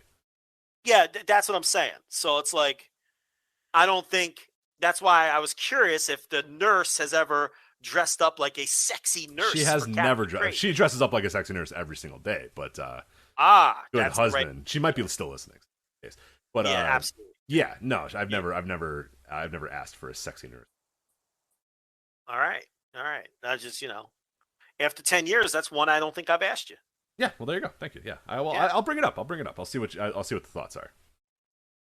I gotta wait a few days because she'll know it's a bit. If I do it tomorrow, she's gonna be like, "Is this something you guys talked about on the show?" So I have to now keep it in the mind, and then like 2 weeks later, bring it up on like a Tuesday.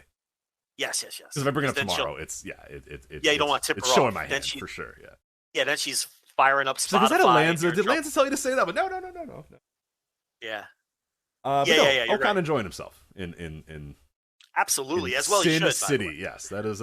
What's your favorite? Is him getting whipped by the nurse? I like to having a handful of the asses. I mean, that is the two butts. Yeah, those are great butts. Vegas is filled with butts. It's a lot of cheeks. A lot of cheeks. One great thing, a lot of boobs, a lot of cheeks. Yeah, that's you know, it's one thing about going to Las Vegas.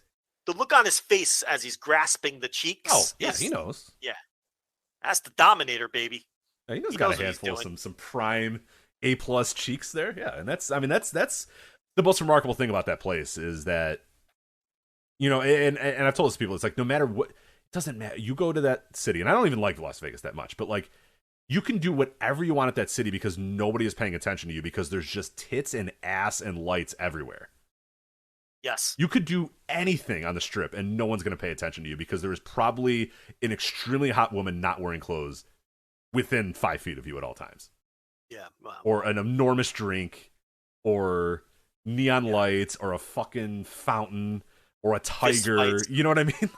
There's always something going on that is way more interesting than whatever the hell you have going on. Well, speak for yourself, sir. I'm a very interesting guy. Nobody's looking at you. No one's looking at me. There's a showgirl with pasties on that people are getting in line to take pictures with. True. Not you. Well, you never know. What if they knew I was Joe Lanza from the Voice of Wrestling? They knew you were Joe Lanza. I still think that. I think that. Well, you saw it with Great Ocon. It's hard. It's hard to resist. It is. Paying $20 and you know, getting your picture with. But yeah, he's enjoying the fine meat. When I got married in Vegas by the off-duty Elvis impersonator. Did you see that Veda Scott and Speedball Mike Bailey stole your wedding? You were the first person to ever get married in Las Vegas by a off-duty Elvis impersonator. But they stole your gimmick. Did you see that? He offered to be in the gimmick, but we opted for not. The problem is you can't. Yeah, he looked like it. Wait, was that actually the story that he wasn't actually an Elvis impersonator, or he was, but he was, and on the wedding he was not supposed to be. Yes, listen, but he was an old weird guy with jet black hair. He's an Elvis impersonator. You can't not be that ever. He's an Elvis impersonator who also marries people as Elvis, but also marries people not as Elvis. Oh, so okay, that makes sense because he wasn't wearing like the. No, he wasn't wearing the big collar. Yeah, the big collar and the sunglasses, but he looked like Elvis, so that's why I thought it was an Elvis guy. He was dressed like a fake clergyman, you know, and he was. That's why I say he was an off-duty Elvis impersonator. Okay. Well, they got the real deal then, right? They got the real. I think they got married by an Elvis impersonator doing an Elvis impersonation. Okay. So we got married by important distinction there. Important distinction. Obviously, we opted for the much classier option, Rich. I mean, let's be honest. Is the Elvis impersonator faking that he's a member of the clergy? Yes. Correct. So the sacrilegious idea. Absolutely. So at that chapel, when I was in the lobby waiting for our turn, they have a video that plays on a loop of all of the celebrities that they have. You've told this story before. But go ahead for new. We get lots of new listeners. So I said, I noticed you have this, you know, I happen to be famous myself. And the lady said, oh, really? Who are you? And I said, I'm Joe Lanza from the Flagship Podcast. And she did not know who I was. And TLB was extremely embarrassed at this exchange and just putting her head down and like, why are you doing this? I wanted to get on that video. Okay, next to all the other luminaries, so I don't remember who any of them were at this point. But she wasn't buying it. She said she didn't know who I was. She was trying to be polite. I told her to Google. She did not Google. And that was the end of that. So I think that answers the question of whether if people knew who I was on the Vegas Strip, if I could take attention away from the half-naked women with the pasties. So who was the lowest level celebrity? Because I wonder, like, do you recall the celebrities here? What was the name of this place? We got time. RevPro. We'll get to RevPro. I don't know the name of the place. Hold on. I got a picture somewhere with the name of it. I don't fucking know. She handled it. You think I had anything to do with booking it or setting it up or anything? Nothing. I don't know the name of the place. It's going to take too long to dig up the name of the place. Okay. But maybe another time when I tell the story for a third time. Yeah, when you tell the story a third time, we'll figure out who the lowest level celebrity is and then decide if you are better or worse. Because we've done that in Cameo before. We've gone through Cameo. Because they said you were not, correct me if I'm wrong, Cameo said that you were not a high enough level celebrity. Okay, no, here's what happened with Cameo. Oh, you wanted to charge too much, and they were like, you can't charge yes. too much. I signed up for Cameo. I linked them to the Twitter.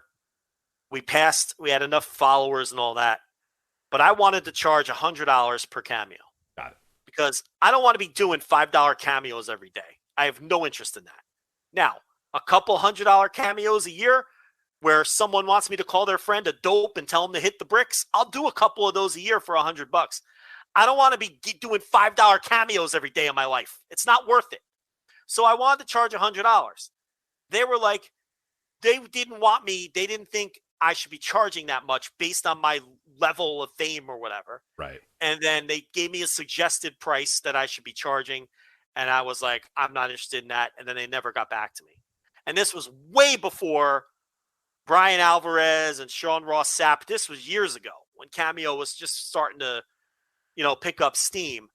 But when I looked at a lot of the YouTube quote unquote celebrities and people that are on you're there, definitely. We're definitely famous enough by those standards to be on there, because some of these people are just complete.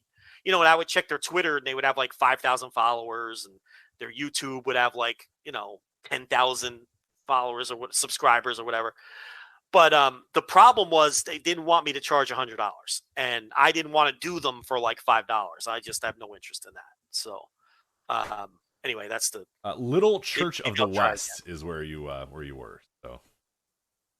Know that. Church of the I looked it up. Not that far.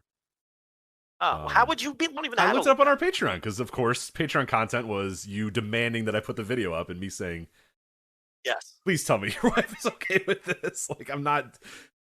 I forget how you finally let me know that, like, no, she's fine. You can go, because I was like, Joe, I really don't trust that you're fine with this. Like, yeah. I think I needed a video. I don't know what it was. There was something I was like, no, you got to show me something that.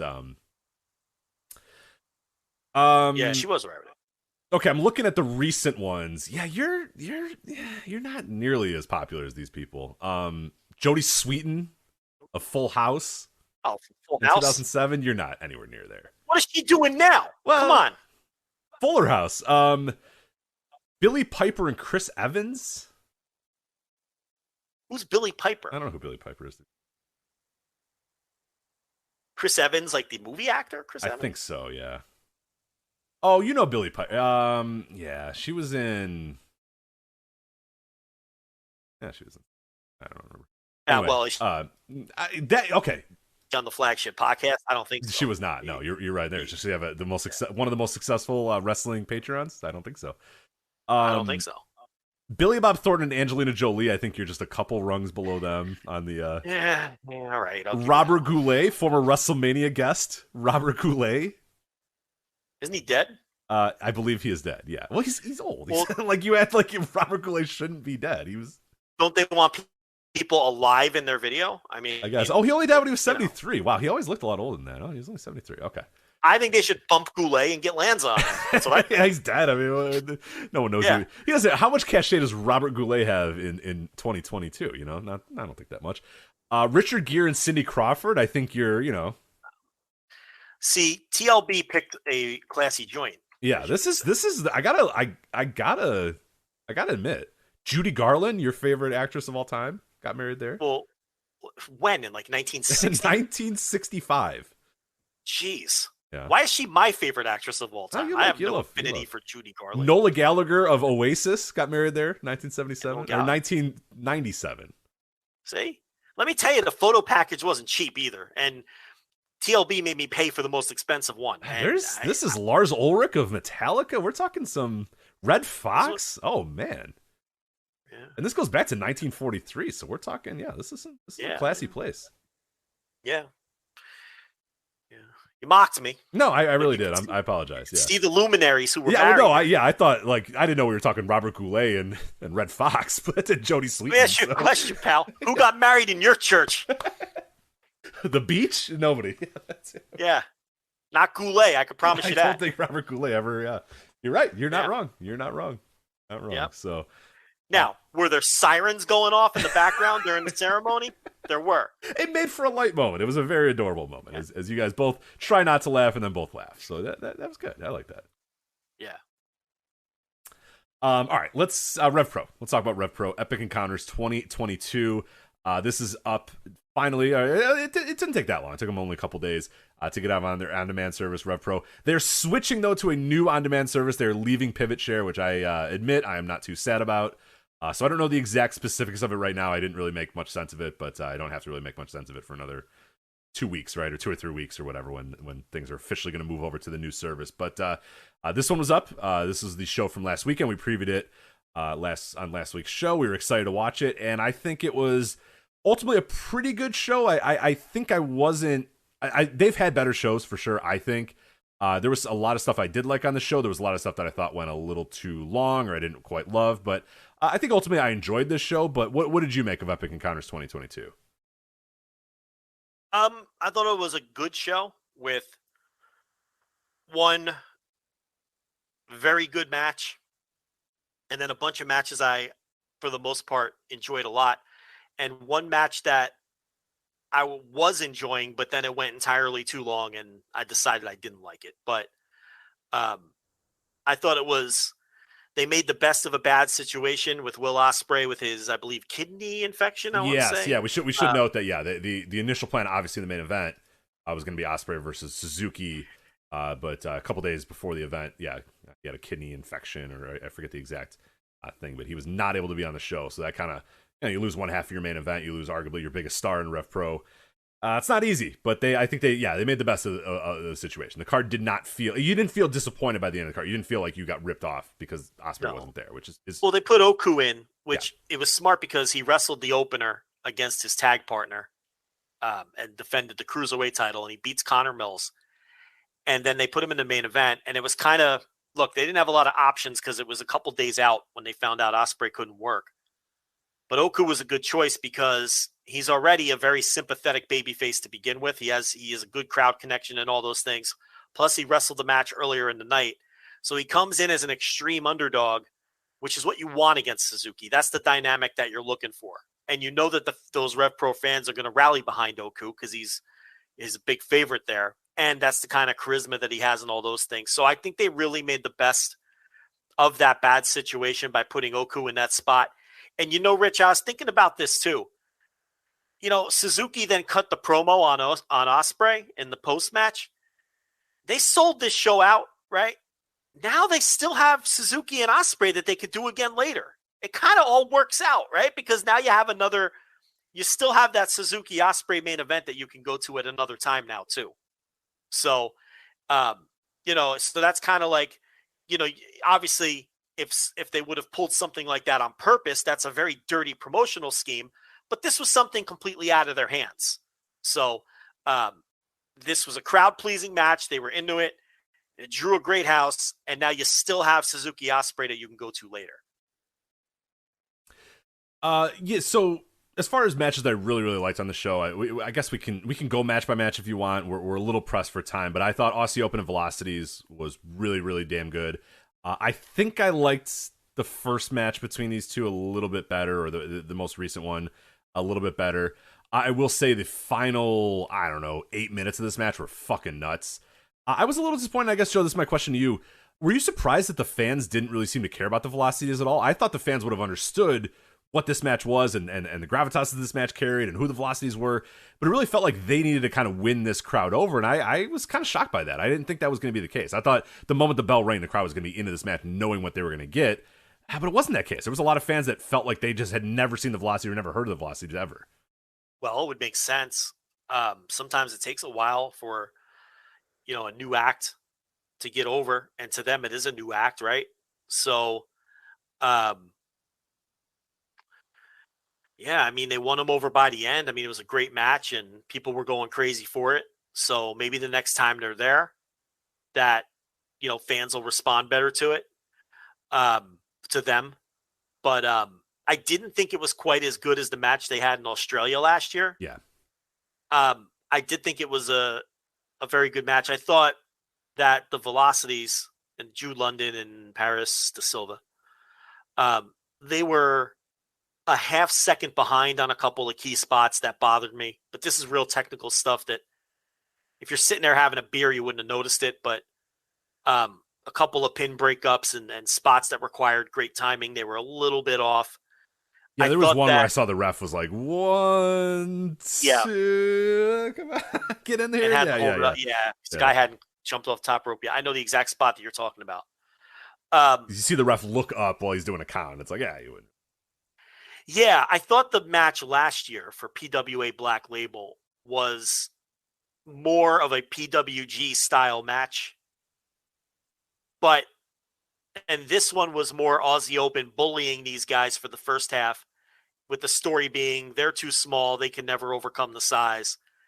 And then Velocity's doing all of their crazy shit to kind of even out the size difference. And then, the crazy closing stretch. And then Aussie Open end up winning anyway. But so they were different match structures. I thought they would do the Australian match in front of the new crowd. I really did. But I'll give them credit for doing something a little different.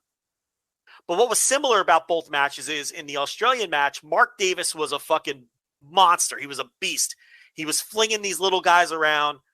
So in both matches, even though the matches told different kinds of stories, they still incorporated the size difference as a major part of the story of the match, which I appreciate. Yeah. Because a lot of times when you see bigger guys wrestle smaller guys, especially on the indies, they just take turns doing their shit to each other and they don't work that into the story. And a lot of times that bothers me, and it doesn't make for the best. It may make for good visuals, but it doesn't necessarily make for the kind of match you can sink your teeth into from a story perspective. But they did do that here. There was a clear story to this match, and it was Velocity's trying to overcome the size of these guys.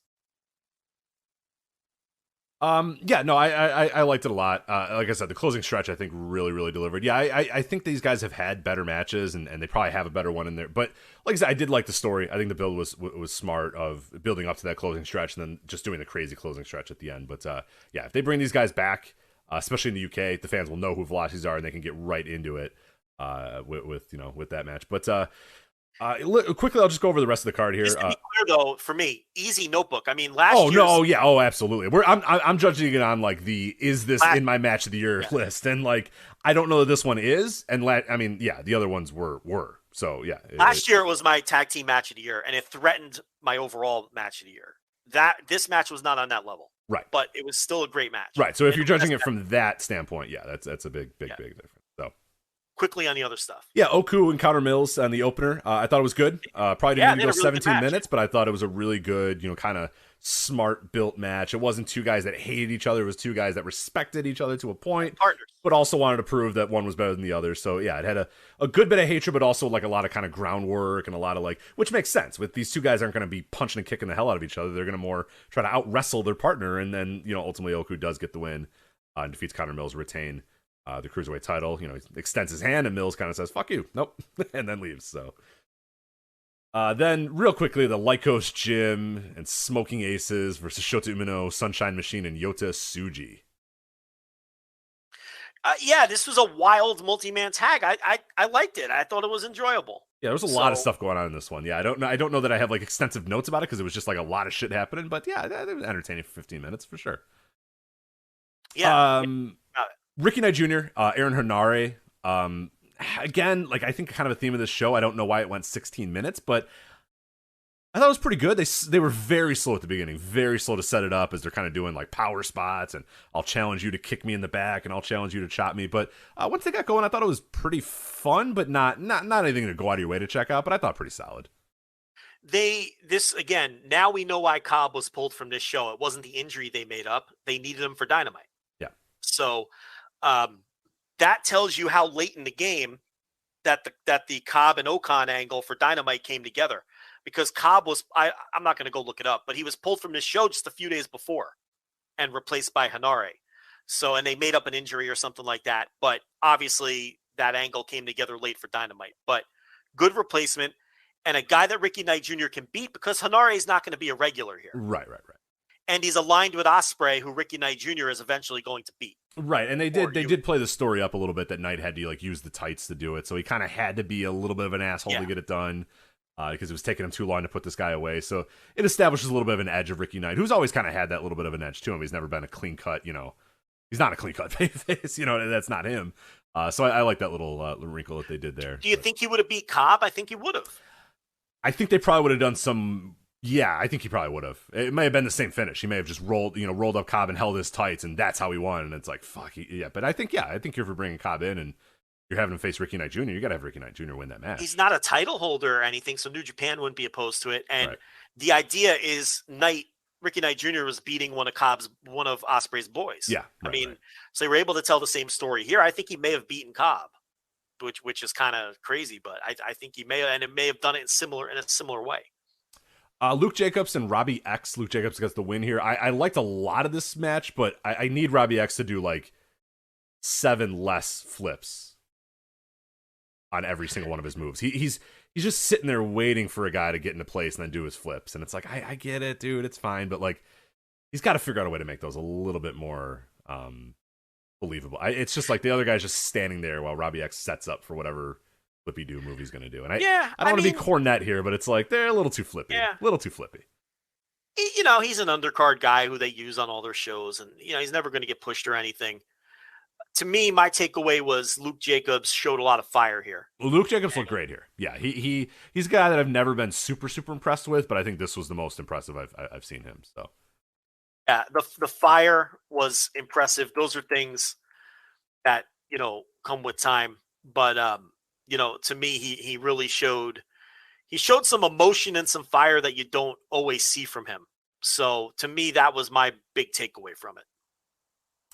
This is a fun return that I don't think anybody saw coming. Gabriel Kidd came back. He defeated Dan Maloney. Gabriel Kidd looked great.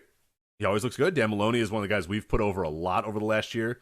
Yeah, totally reinvented himself, totally reinvented his body, put a lot of work in. I think these guys had a hell of a match, man. They just kicked the shit out of each other for a little bit. I'm glad Gabriel Kidd's back. Now set up a support system and delete Twitter, and hopefully he can continue his wrestling career and things can continue to go well. But yeah. Number one, delete fucking Twitter and never look at it ever again.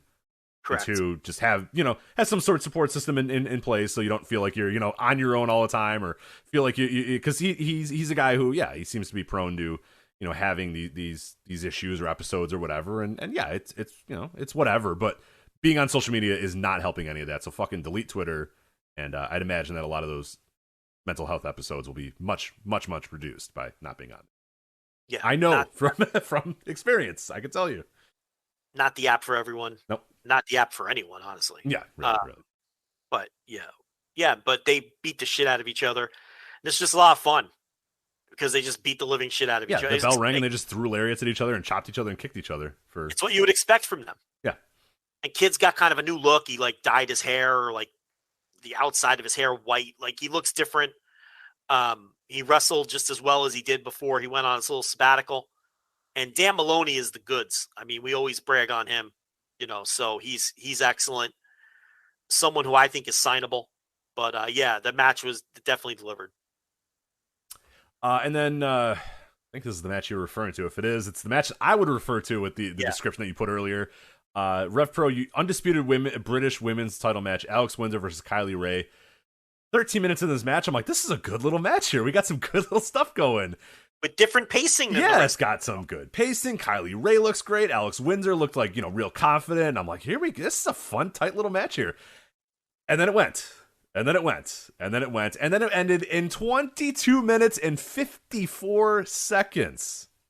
Well, after all these matches that are like go, go, go, constant action, they get in there. Windsor's taking her down with side headlocks and really grinding her to the mat. We all know Kylie Ray can work.